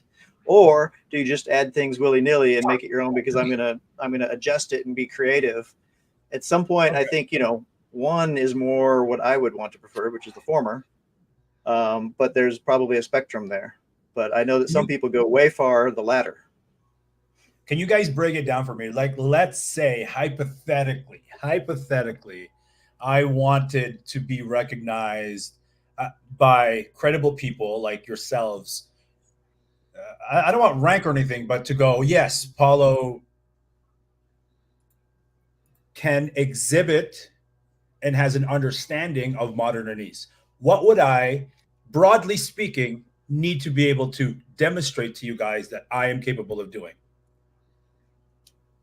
Okay. Flow through Sinawali. The angles of attack, the corresponding blocks, the methodologies of blocking and passing. So you do the striking styles, which are the follow-ups, such as the abanicos, the ocho ocho, bandia banda rampida, the palis, which is the passing system, which is actually probably the core family system. Okay. Modern Arnis tappy tappy, which was a simplified version of Balintawak. You would do the Sinwali based one first off a single Sinwali with butting, then the advanced one, which is actually the fundamentals, the ABC or the Sagitas of Balintawak. Mm-hmm. You would do all the locks and controls. You'd make sure you have all the punching and kicking, the Panantukan elements of that. Disarms, counter disarms. Could I pass this test without knowing the specifics, but knowing how to adapt to whatever you throw at me? No. Can you go, hey, let's do tappy tap? I wouldn't do it at all. And I'll tell you why. Okay. I did a test in I did a test in Sweden, and I said, all right, show me disarms. Show me what you got. And they went off. I go, stop. This is not a competency test. This is a curriculum test. Stop doing the Anayan and start doing the modern. Gotcha. If you want, if you're looking for a board, now here's the thing. If you're not you, but if someone is looking for a board to have them do an FMA competency test, that's a whole nother animal. I mean, listen, I could have a black belt in probably 30 different Filipino martial arts based on the fundamentals that Remy taught me. I haven't gone to a seminar that I couldn't teach just as good as the teacher was teaching at, if not better at times, with the exception of all morning, and that's seal out anyways. That's a different story. I'm sometimes explaining to the participants better than the teachers are doing. That doesn't make me an expert in their art, and I shouldn't get certification for it. What it means is I'm the freaking Datu, and I'm sharing my wealth and helping everyone get through the class together with us. So, but I shouldn't be rewarded if I could be in a Bikini Tertia class and help all the people there do Bikini better because I'm a better instructor than they are and have better knowledge of martial arts. I shouldn't get ranked for that, or for any other system for that matter. Because we're not doing a proficiency exam. If I'm going to give a black belt, so I've got a black belt in a couple different things here. I passed the goddamn test. The only one I got was Bikini Tertia through Nene Tortal. And everything else, I started as a white belt and I worked my way up. Right. And I learned the whole system. And so I'm an instructor under Ted Buat and Balintawak. I've been doing it for a couple of decades now. I represent the art well because I know the art. It's not just we just blessed you, oh, and now oh no, that's a bullshit thing, because we see those all the time. Now, if someone want to do a competency test just for FMA guys, which actually isn't a bad idea, hey, can you do this? The Ultimate Black Belt Challenge someone did before, and they did a test like that. We had to spar 1,000 rounds. You had to do this. You had to do community service and do all this other stuff. There could be a cool thing for that, but that's not propagating the art. That's evolving the people as martial artists or as combatants or whatever, not necessarily propagating the art. So if I'm going to give you a rank in modern, you need to be modern. Guys. No, I couldn't hear you because FMA is all the same anyway. Yeah, well, modern eats the mother art, so whatever, you know. So many similarities. Arnis, not Kali. I love training other FMA because I see the similarities and the differences, and they're both informative. It's wonderful. But I see that in almost any art. It's no different, right? I see that in my Kung Fu guys. I see that in my karate brethren who I don't do karate, but I love training with them for these insights. Is this stuff public? Is the syllabus, is the checklist, is your Modern Arnis checklist? Can I look at it on a website and go, no, but I can send you a PDF. I would love to. Yeah. I can send you a PDF. Not just for me, because we're friends and you know, we're awesome. I think some of the other groups have their listen, people ask for my curriculum all the time. I share it. It's just a bunch of words on a piece of paper. Yeah, but remember, you know what the most, and we do a belting system, but what do you think the most important 3 belts are? White belt. Exactly, the first 3. Yeah, because everyone goes looking for what's your black belt curriculum. It's the white belt curriculum, because listen, all your advanced material is just sophisticated basics. Yeah, no, that's the more I dive deep into learning the actual curriculum, not just the PTTA, but I have an understanding of the PTI and the others, iKali. I'm like, it really just because in the advanced programs, they are just either layering or sequencing fundamentals in order of increasing difficulty and sophistication. But it's all the same. Like what I'm gravitating to now is this whole ecological dynamics theory of learning and coaching. And I've ran some tests. I made somebody with no FMA experience whatsoever do a pretty rapid and complex knife flow drill with tapping and traps and counter traps and termination tactics, just based on limited objectives and constraints. You necked the problem in, and then you drilled it and focused it. Yep. Yeah, and I'll even share the specifics. Like partner 1 would have 2 objectives, which is deliver an initial attack and counter trap. Partner 2 would be an initial stop and a redirection. So partner 1 would deliver a strike. They would offer an initial stop and redirect, and then I would counter trap the redirection. Cool. And that is free flowing infinitely. Like that's kind of what we did. Datu in my garage. It was all that.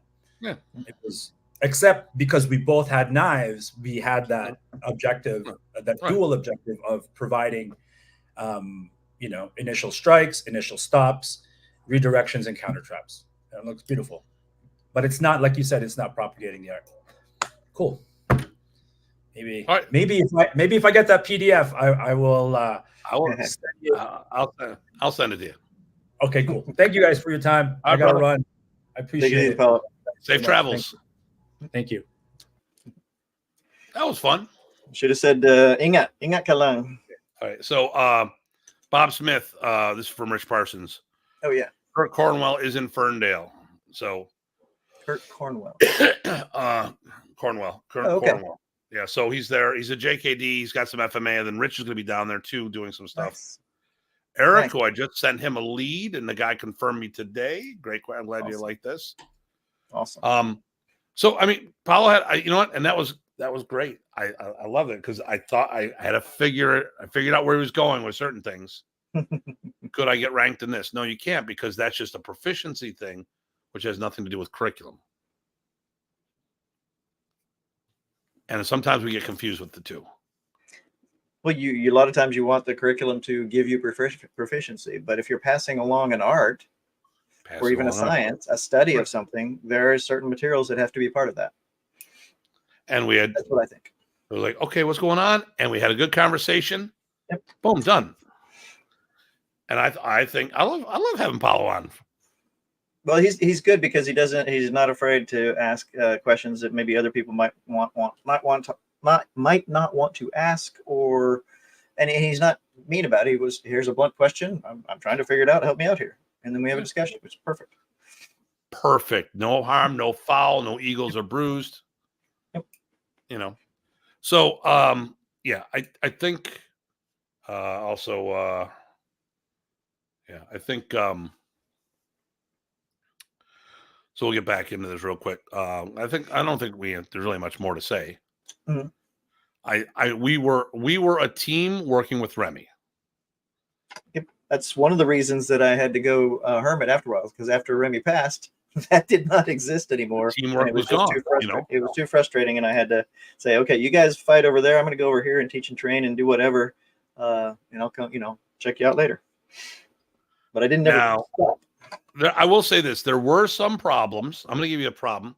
Mm-hmm. You send your students to see Remy. You can't make it. Mm-hmm. You get an update, comes back through them. Mm-hmm. Well, that's not the way Remy taught me. I'm going to do it the way Remy taught me. Mm-hmm. There was a lot of that. But I don't think it was out of malice. Right. Usually it was formed. I doubt it. Yeah. It's just people, if they didn't see it, it's kind of like show me, don't tell me, or I didn't see that, so I don't know exactly where you're coming from. So, it's a built-in kind of reaction. On the other hand, I was spoiled, right? Because when Eric was out for a few years, I was able to come back and give him back a lot of the stuff that had been developed since he wasn't as active. And he asked me to do that, and I offered, because here I can help my starter instructor and pay back. It was beautiful.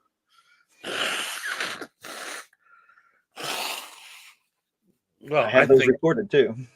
Yeah, I think we were a good team. Yeah. I remember even Remy said, hey, there's another branch of the chapter or whatever it was. I'm not sure exactly what Mazik stuff was, but Remy said, hey, you will join them and support them. And we're like, okay, yeah, sure, Remy. I mean, we were all there for each other, at least what I saw. But I didn't know everybody at the time. And so, I got to feel things probably more on the newer side of students and not any baggage. But, and also everybody knew and loved Eric, my starter instructor, before he passed me up to Remy. So I already had a good foot in with lots of folks, and I tried to keep that going forever. And Rich is a great example of someone who's been able to do that as well, probably even better. I don't know if he's still on. But my whole idea was to support Remy's art. And so everybody who's doing it is family. And that's why I tried to support as many groups as I could. Whether they do it part-time or full-time, yep. We're all still part of the same family. Yep. It's just that is where we butt heads, because there's this false impression of what the art is. And Paulo had no clue until we talked about it. There was a full system. I go, yes, there was a full system. I mean, and there was no art within the art. That was a marketing thing, and it was a cross-ranking program. Right. I mean, he was going to teach you all the things that he was going to teach you. If you took it as an add-on for what you're doing, he's like, okay, you can do that. But I'll give you the most tangible one that people, it's a no-brainer for people to wrap their head around. Mhm. Some people sat out of the form sessions. Right. Some people had no interest in doing forms, so they didn't do it. Right. Some people had no interest in wrist locks. They sat out of those sessions. All right. So you would have people that would pick and choose what they wanted to learn. Right. Well, You know? and then sometimes, in my mind, it's funny people get twisted about forms. They think it was just for form's sake, but actually, Remy used it as a great vehicle to teach application and understanding of movement. Using it for something, and that was good. Rich says, "Hey, Ty, I'm still He was there." one of the best applications instructors I've ever run across. Yeah. And here we go. How many kicks does the standalone Arnis have?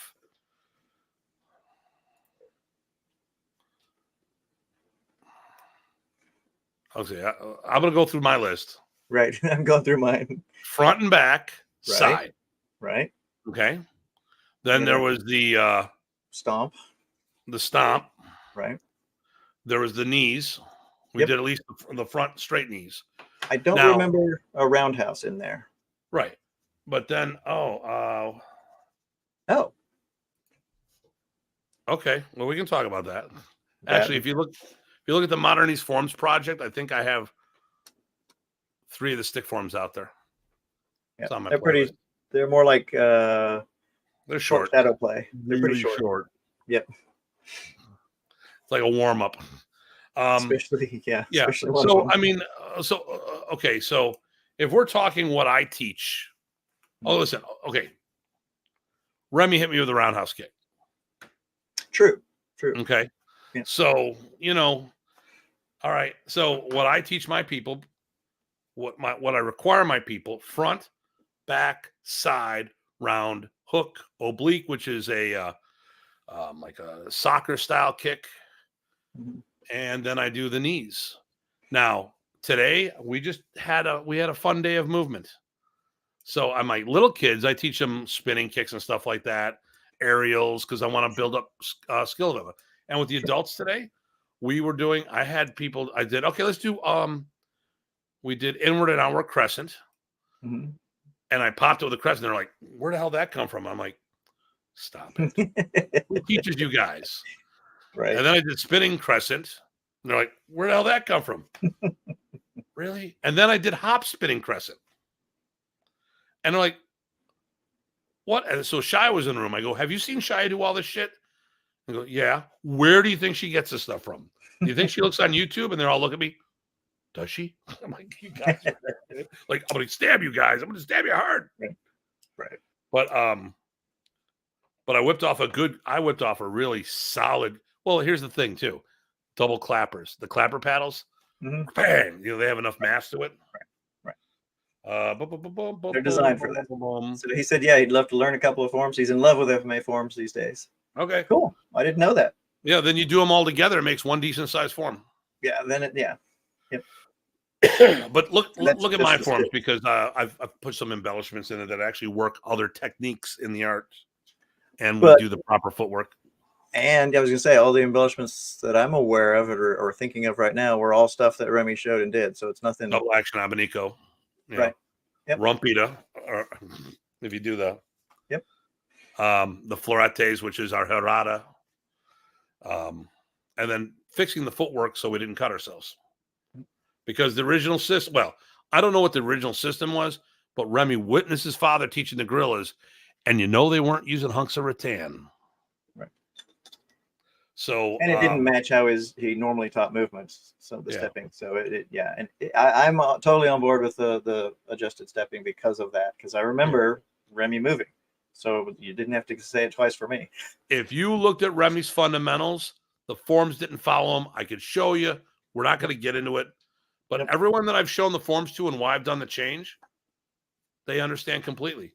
Right. Because Now they still might want to do it the way they learned it. I get it, but yeah, they understood it.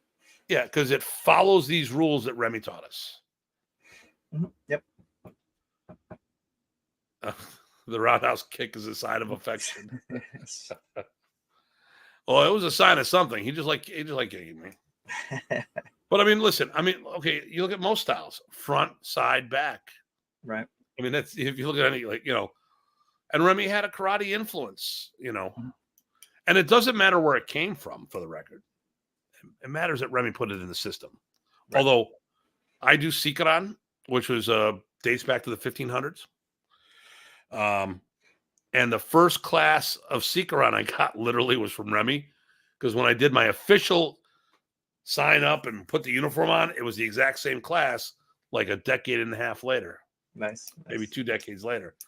Remy, how do I get better at kicking? Well, you go like this. They go like this. And I'm like, damn it. I think you just said a really big thing there, which is, it doesn't matter where it came from. It's that Remy put it in his system. And I think that you and I, the idea is that we want to get the most out of what Remy was trying to share.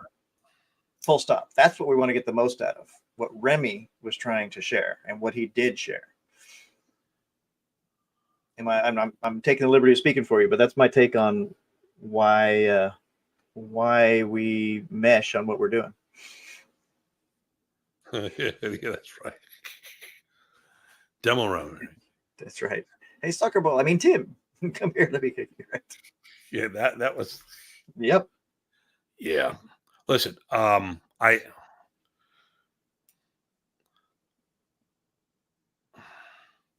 Remy had an ingenious way of showing how you can enhance another system, but that wasn't his system. That was the benefit of learning his system. And if you learned his body of work, you could share those same things with others. Mm-hmm. But when you blend it with something else and just think you can willy-nilly go things, you miss the point. Because it's not about blending all these things with what Remy did. It's blending Remy's stuff with other people's things and making them better for the art within your art concept. But really what the bottom line was, he showed us all that there was a standalone program and Mm-hmm. only a handful of people stood up and decided to actually learn it. Give it its due. Yeah. Do the work. He showed us all the time. Right. But when you sat down for forms, locks, and controls, fill in the blanks, and chose not to participate in certain aspects of the art, you just by default said you weren't learning the entire art. I would get enough from even just 2 camps a year plus the seminars. I would have more than enough stuff to work on throughout the rest of the year with my students and myself because of how much he showed. If you took it that seriously. So, if there's people out there that felt fragmented, I basically think you got to look at the source and ask the question: how many of them made the sacrifice to be part of the community? Because a lot of people didn't make those sacrifices. So there was a time. There's some politics in Buffalo. Go figure. And I got sick of it. I really, really got sick of it because it came down to what's in it for me. I'm like, oh my God, we're working together to make it better for all of us. And I'm like, fine, you know what? And so things went sideways. I go, we're not bringing Remy in anymore. And I didn't make this announcement to anybody. I just said, I'm done. I am not bringing him in. These people got it way too. I mean, we had 13 different Modern Arnis groups in Buffalo. And I was the one that was always traveling to see Remy. And then once I came home, they'd all come up to my doors to find out what I learned. And I should have just did a seminar to pay for the weekend I went away so then I could do more and bring more material back. Yep. But whatever. Yeah. Okay. If you would have done that, that would have supported it. And then it would be worth doing that way. Yeah, it would have been worth doing that way. Mm-hmm. But finally I said, screw it. I'm done. I'm done. We're not bringing Remy in. If these ass clowns want to see Remy, have them do what I do. Get off their damn ass and go see Remy. Go see him. And they didn't. Yep. My people did. Dan Carr did. Mm-hmm. He'd go to the camp, Michigan camp. We got him to come to Michigan camp. Then once I got him going, couldn't get him to stop, which is great. Nice. But the thing here is the rest of them stopped seeing him. And then people fell off, and then I brought him in years later. And we had the biggest support we've ever had. Mm-hmm. And the thing here is that, but I was done because I wanted Remy to see who really supported him and who were just fair weather friends that would only go see. Because here's the thing. It's about scale. I saw Remy a lot. What does that mean? A lot. What is a lot? Yeah. How many times? Okay. What do you think your number is? We know mine's 180. Right. We counted, I think the last I counted, it was like 18 camps and I think around 30-ish seminars. And I know the hours, I do have the hours because it's right here on this other sheet that we talked about other thing. It was a total of only 500, 600 Remy pure hours, Okay. plus whatever else I taught and, did other things. So that's over the 8 years that I had with him personally. Okay. There we go. And I think you were at like 4,000 or something. I don't know. I can't remember. Oh, well, I mean, we figured 30 camps was like 26 hours. Right. Yeah, I'm looking at these sheets, but no, I can't read. So that's I think we said like 1,500 hours. Oh, yes, 50. Yeah. Yep. It was this 4,000 once you did your self-development training as well. Yeah. So, I mean, so working and doing your work. Yeah. Doing my work. Right. Yep. So, so 1,500 hours. Okay. I saw him for 15 years. It's basically saying I saw him 1 hour a week for 15 years. Right. It's almost like you were a regular-ish student. Like a regular. And that's only the ones I count. Right. That's not all the time on the side. That's not privates and stuff like that. Right. And also when people say that they've done privates, they exaggerate that number. I like your term. Maybe stolen moments. Stolen moments. Well, or gifted moments, whichever. But Remy would reach out and give you something, and if you're smart, you would take it. So most people took it, even the people that were art within your art. I remember I had a whole day in Randy Shea's art yard with Remy. That was a great private, but it was because he wanted to train Randy. I got invited. Let's see. Yeah, we ask this question all the time, Kurt. What will Modern Arnis become when all the original students of GM Remy have moved on? Well, we're trying to make sure that we do our part to pass it on. We're looking for that next generation, and it's not me and the guys. It's the next one after that. We are 2 generations deep with us. Yep. Ass clowns make terrible balloon animals, by the way. Nice. Yeah, I mean, we've worked. There's a lot of things I've been doing. If you see my social media stuff, a lot of that is to get exposure to the art, which has been blowing up. We're probably got like 13 million views now. Jeez. Amazing. Not in this month. Right, but total since the program started. Yeah, well, and I'm not up to date on some of the stuff. Like right now, as of today's numbers, this month, almost 1.7 million views for the month. So this is a little weak. Although today was part 2 of the jiu-jitsu one. Yeah, why FMA is better than Brazilian jiu-jitsu in the zombie apocalypse. Nice. I didn't see that one yet, but I saw the one the other day. Well, that's the one today that came out. Was the zombie apocalypse one, but we did the Muay Thai one. That was pretty strong. I've got one. Actually, I'm trying to. So once again, I work with a company, and they want me to be, like that. So I'm trying to make the more. I think the next time I do one is going to be, how would I use FMA to defeat these other systems? Like, what would be my approach? Give them a bunch of lumpia until they get fat, and then beat them with Well, I mean, like, Taekwondo, I would just step on their feet. So anyways, I'm here all day. BJJ guys are easy. You just have to bring a really big bag of tacks and I think people are now taking it better that these are, pot stirrer things. They're to stir up interest and just get some awareness and have some fun. It's not a serious poke at people. I wish I could say I agree with you on that. So it hasn't gotten better. Okay. Oh, well, so like today so it's up to 10,000 views already. It dropped at 5:00. So, okay. 10,000 views in 5.5 hours. That's because you already riled the BJJ guys up on the first round. Okay, here we go. Let me see what he said. If he this is Jason. So this is Jason Arnold, my fan, versus Jason Arnold, my friend. 2 different people. If he truly thinks he should fight one of the Gracie family's black belts or red belts around his age as soon as possible, he can talk all he wants, proving his idea somewhere else. Wait a minute. What's this have to do with the zombie apocalypse? Yeah. There you go. But there you go. Then Dan Donzella says, Jason Arnold, you're thinking sport against a blade art, no contest. We love Dan. Dan's the man. Yeah. Jiu-jitsu is for real combat, also self-defense. Also, Hartman is a joke. I'm like, okay, whatever. But you know what? I'm still making his ass clown look at my videos. It's a fan. You know, I said, you know, like, okay, so we've have a whole bunch of people making comments.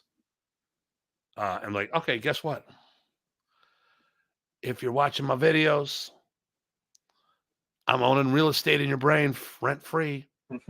You're still my fan. And you're adding to your count. I'm adding to that count. Own the TikTok world. Actually, it's more. There you go. I think it's getting overall good press and good exposure, and that's what it's trying to do. So, well, you know, we're having a little fun.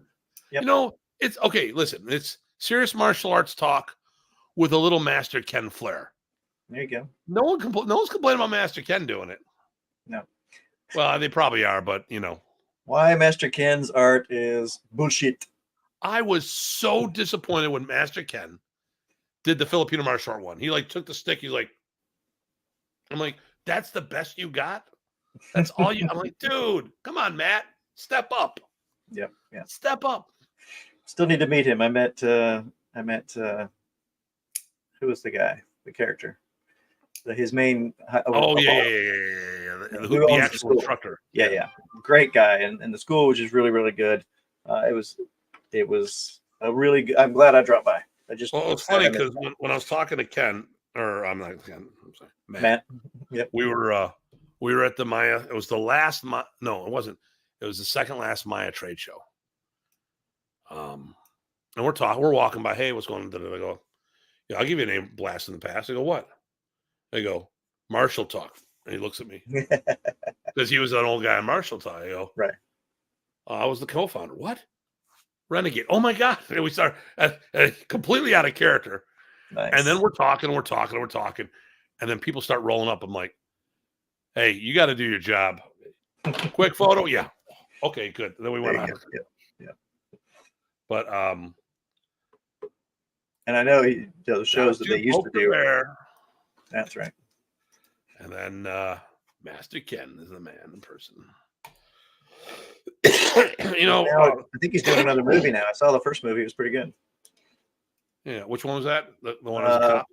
No, it was it was. I can't remember the name. Oh, the Kung Fu one. Yeah, that was funny. Yep. Like the movie. There was a whole movie. It wasn't as Master Ken, but Matt Page was starring in a. Oh well, there's one where he's as like a sheriff and he gets shot at the beginning or something like that, or. No, Paper Tigers was a good one. Paper Tigers, that's the one I'm talking about. Yeah. Oh, he played the Kung Fu guy, and they're like, yeah, exactly. you know you're white, right? Right. And everyone's jumping on Paper Tigers. That was actually a very good movie. Yep. And I liked his role, although he's like jacked much. Oh. What's funny, he said the series, of course, was the one that he started out with. This was a lot of work, and I can only imagine. So, yeah, we digress. So, listen. Imagine. I think with the last thing we started talking about is perspective, scale. Mm-hmm. You know, do you have a lot of students? I have a lot of students. I have. Timmy, how many students do you have? I'm down, man. It's summer. It's like 80 people. 80. We're lucky to have 8 people. You know, it's scale. But then it's like, what's your goal? Right. I saw Remy a lot. What does that mean? Saw him every time he came to Buffalo. Okay. And, every time he's coming to Buffalo. Great. Okay. So what, like 10, 15? Yeah. Tim, how many times you see him? 180. What? 180. What? 180. Oh. Right. You know, 30 camps alone. Right. So when I see people, you know, and like I said, if you look at someone like, okay, so the Florida crew, you know, they just weren't around. And I saw Bram.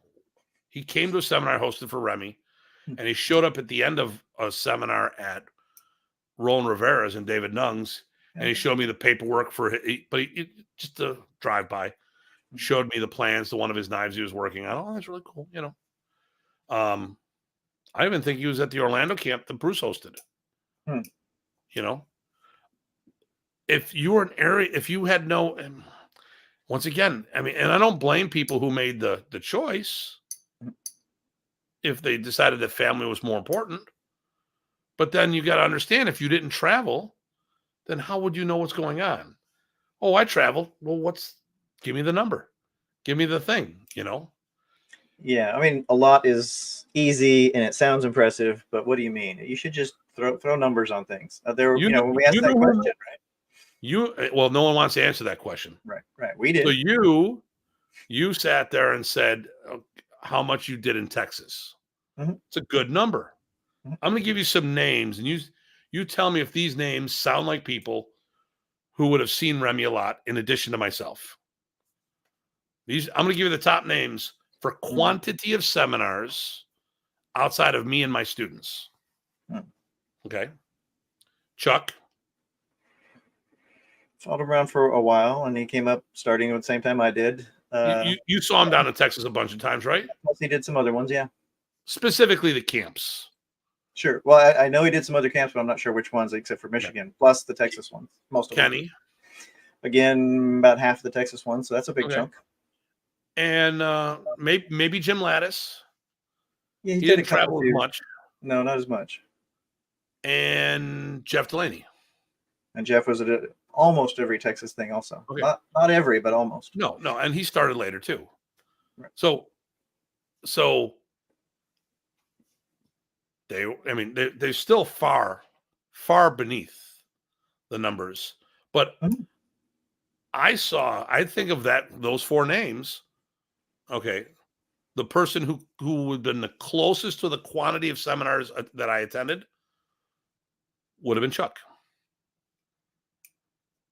Chuck and I were at the Tucker, Georgia camp. He was at least one of the Harrisburg, Pennsylvania camps. I know he went out to, I don't know if Dan was hosting the camp or one of the camps out there. And when he came back, I'm never doing forums again because they argued about forums the whole time, blah, blah, blah. I mean, Chuck definitely made sacrifices to go places and follow Remy. He did. Yep. Jim Lattis made financially a lot of sacrifices. Like he was I was told he was like 5 figures in debt because of the stuff he was doing. Wow. Plus he was legally blind. So it added to the travel expenses. Yep. But I look at these guys, and these guys, they made sacrifices to see Remy. So when I say I'm not the only one to do it, but I mean, then you look at people like Dieter that only saw Remy like 3 times. He put a number though, luckily. What did he say? 50 hours at Remy? 50 hours. So that was 1 seminar and 2 camps, maybe 3. Yeah, I'm not sure what those details, but I remember the number. So he went to a seminar that Remy went to in Germany. And then Gabriel hosted a camp. He hosted a camp.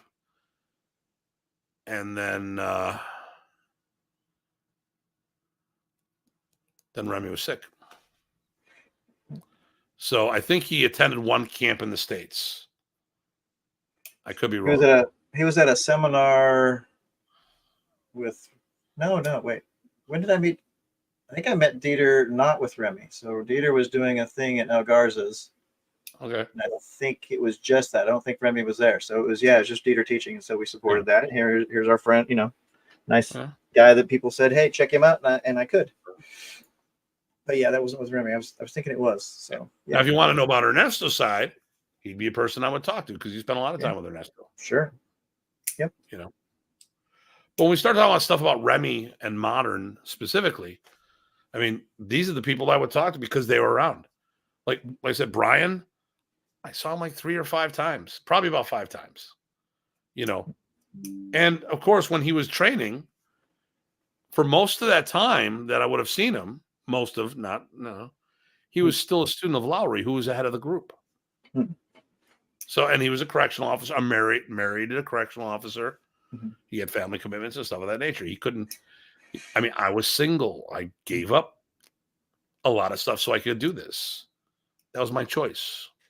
No, it's funny. I lament the time that I didn't get with Raymond, or some areas I didn't get to go with. But on the other hand, if I weren't in Texas and I was a grad student, I would have only been able to see him maybe once a year. Mm-hmm. So I lucked out. So I should be happy, even though we all wish we had more time with him. Yeah, yeah. Well, I mean, and the thing, so when we talk about stuff, we got to put things in scale, and that's why when Dean was saying about getting us all together, that would be a good idea, because then we could easily go, okay, is that really the deal, or is that your perception of things? How many times did you actually do this? How many times did this actually happen? How many times did this happen? Because the facts are the facts. Yep. If we get them wrong, we have to correct them. But I think things became fragmented after Remy died. And a good part of that was because there was no infrastructure to keep us together, because we didn't have the internet functioning the way it is today. That, and we didn't do the will. You went there, not me. That's true. Okay, I did not go there. But since you opened the door, yes. It became fractionalized, which, by the way, you got to look at all the masters of Tappy Tappy. Randy Shea, Chuck Goss, Ken Smith, Jim Lattis, Brian Zawolinsky, Mm-hmm. Kenny Gabby. Smith. Oh, you already said Kenny, but Gabby rolled off. Randy. Yeah. Yep, Randy, Chuck, Ken. Yep. Jeff. I was forgetting Jeff. Right. Yeah. None of them chose to execute the will. Right. It's 7 of them. Yeah. 7 of them as a group, where we're at, in my opinion, they were exclusive, not inclusive. And with people talking about events that are inclusive, to be inclusive, you need to invite everybody, not just your friends. Yep. I have an open door policy.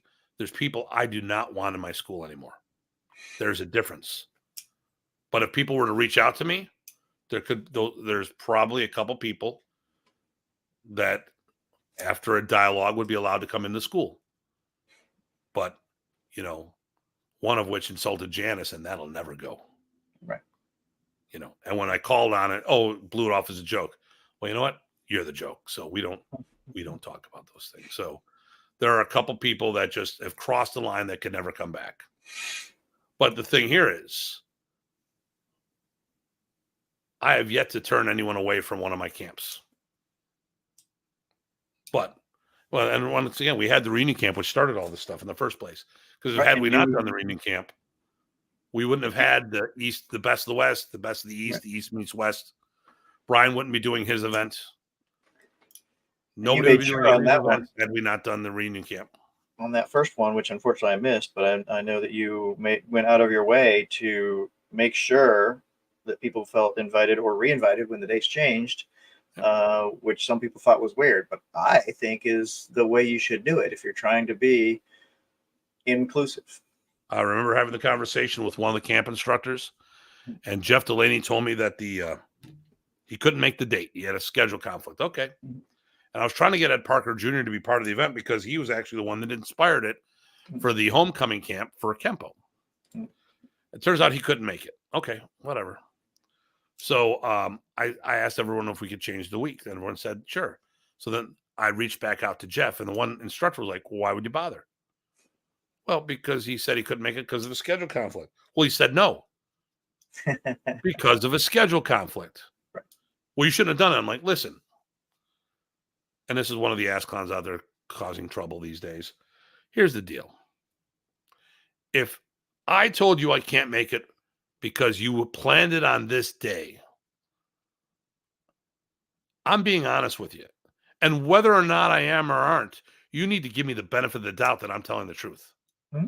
So if you change the date, and that was the only thing that I said that was keeping me from being there, then it's your responsibility to tell me what the new date is. Because then I can come back and say, even if I had no intention on going, you see these motherfuckers, you know what they did? They said that this was the date. I said I couldn't do it. unless they changed the date. They changed the date and they never came back and told me. Right. I wanted to, I crossed the T's and dot all the I's. Some people wanted to be treated special and they withdrew from the event. That's fine. Kelly Warden got in a motorcycle accident a week prior and was still trying to make it out. We made it work with the people we had. It was a blast, and it led into other things that would have never happened had we not had that camp. How quickly people forget things. Well, and I believe there was fair pay for everybody and some more than they've ever seen. At that time, I would be willing to bet you that all but possibly one instructor had never seen pay like that before. That's inclusive and supportable, right? That's a model that can, if anybody wants, could easily keep going. But seven instructors, 3 special guests, hotel rooms, meals, and payment. And the money wasn't Remy money, but it wasn't that far behind either. No, that's more than fair. But and I think people should know that, because to me that was a big deal, and that's why I was actually unhappy that I missed it. Yeah. But I wasn't out of being a hermit yet. And of course, people don't want to reciprocate because, or they don't even want to remember all the details of it. They just say the event. They don't say anything else. Well, yeah, because they give me too much props. Right. It's because people are trying to cancel culture. But I mean, it's kind of hard because I'm looking at my numbers right now. I looked at 3 videos that they put out collectively to promote some stuff, and it's less than 1,000. I do that in an hour. Yeah. I don't know. Yeah. It's too bad we couldn't unite under a person. I don't even care who it is, as long as there would be another person that could make it worthwhile, like we had with Remy, and make it happen. No one wants it. No one, because if they can't be the guy, right? Well, that's pretty big words, Tim. Hey, I put myself underneath Ted Buitt for Balintawak. I put myself underneath Mark DeLeon for my Kuntao and my Sikran, which puts me underneath Lenata and Geronimo. Jerry DeSanto is my Brazilian Jiu-Jitsu instructor, which puts me underneath Helio Soneca. I've constantly put myself in line with somebody else. I'm going to be taking CLOT from members of our organization, Mike and May Williams, which will put us under the lineage of Uncle Bill. All right. I was a student of Dr. G, a good friend of Remy's in Bondo. Okay. I have no problem putting that white belt on. Right. As the saying goes, my saying is, who says once you go black, you can't go back? We're all students always, and if you're not learning, like I said, you're dying. You're not learning. You have to always be learning. You're always a student, otherwise you're getting worse. So as we wrap this up, I will say one thing, and feel free to quote me on this. I would have followed somebody if they had all the things I had. I looked at Remy. I looked what he offered. No one was even close to doing that.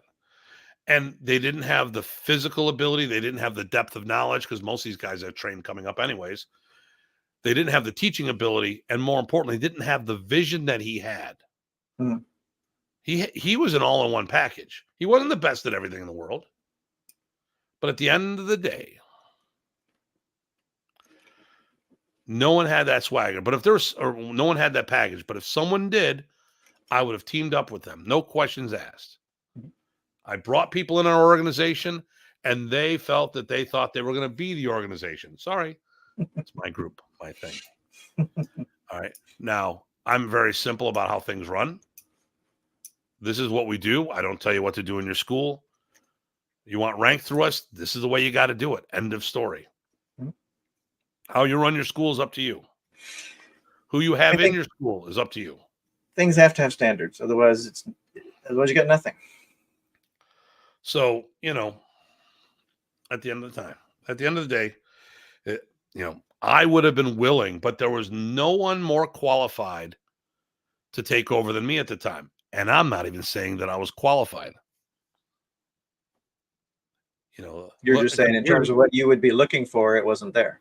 Right. And here's the thing. I stepped away from the organization. I resigned when they made the public announcement that Remy was gone, when he stepped down due to his medical conditions. He retired, so I resigned from the organization. The organization has nothing to do with the art. Right. I kept moving forward with the art. Right. You're still committed to the art.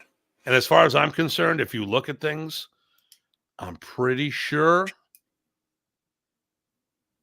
that what's left of what Remy had is on life support.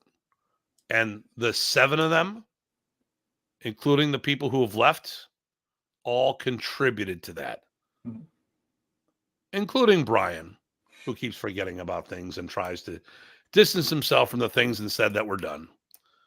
Well, no, that was you, bud. All the things you're complaining about, you were part of it, probably the worst offender.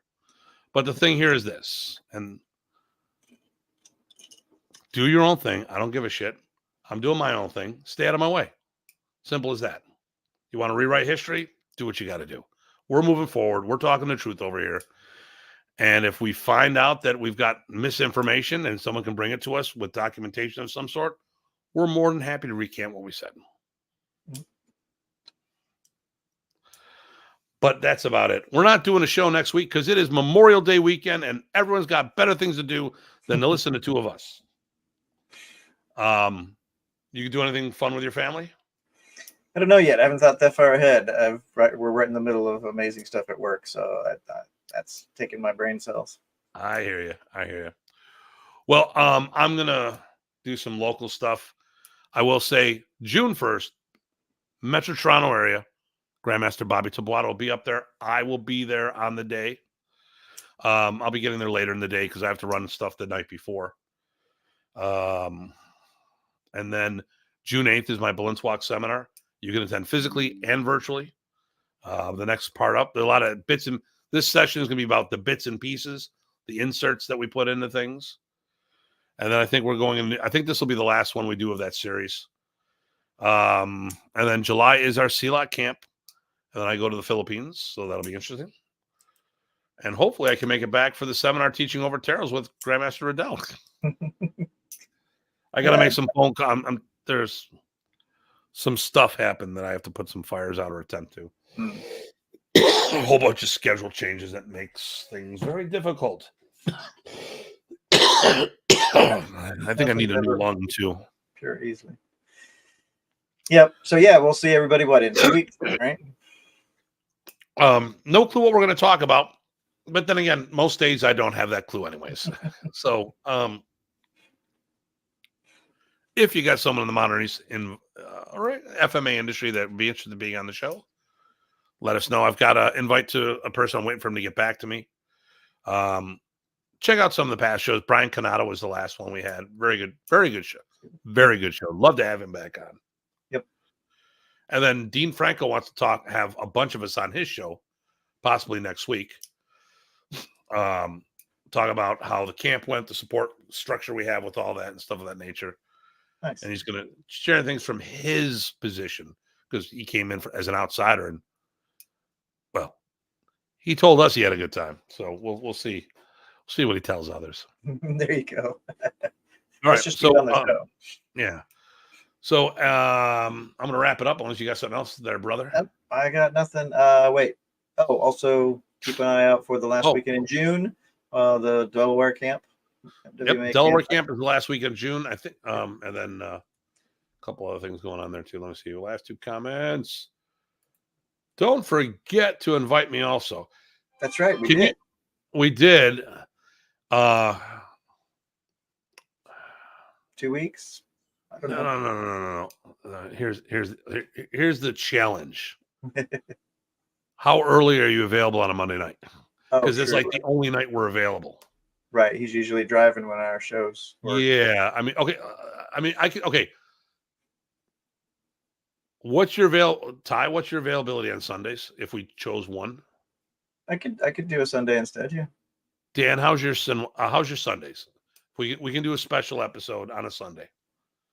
Dan would be a good person to do that with, I think. Okay, there we go. We'll make an exception for Dan. There you go. If that works for you, sir. Sundays are open. Okay. right. So I'll tell you what, we'll look at our schedule. We'll get that dialed in. So I'm not coming back from something on a Sunday. And I'm like, but then again, I mean, Ty can speak good for both of us. So, all right. Love it hanging out with both of you guys. Thank you. Thank you. All right. So there we go. Dan Medina is going to be our next guest, hopefully. We just got to look at the date and we're going to get through the holidays. So listen, everyone enjoy your Memorial Day weekend. And thanks for listening in. We know you could do other things. Yep. I think this is more therapeutic for us than I think. Well, people are watching. It's just, the right people are watching. All right. Well, listen, with no further ado, this is always a pleasure. This is Datu Tim. PG Ty. Take care, everyone. Stay safe and stay sane.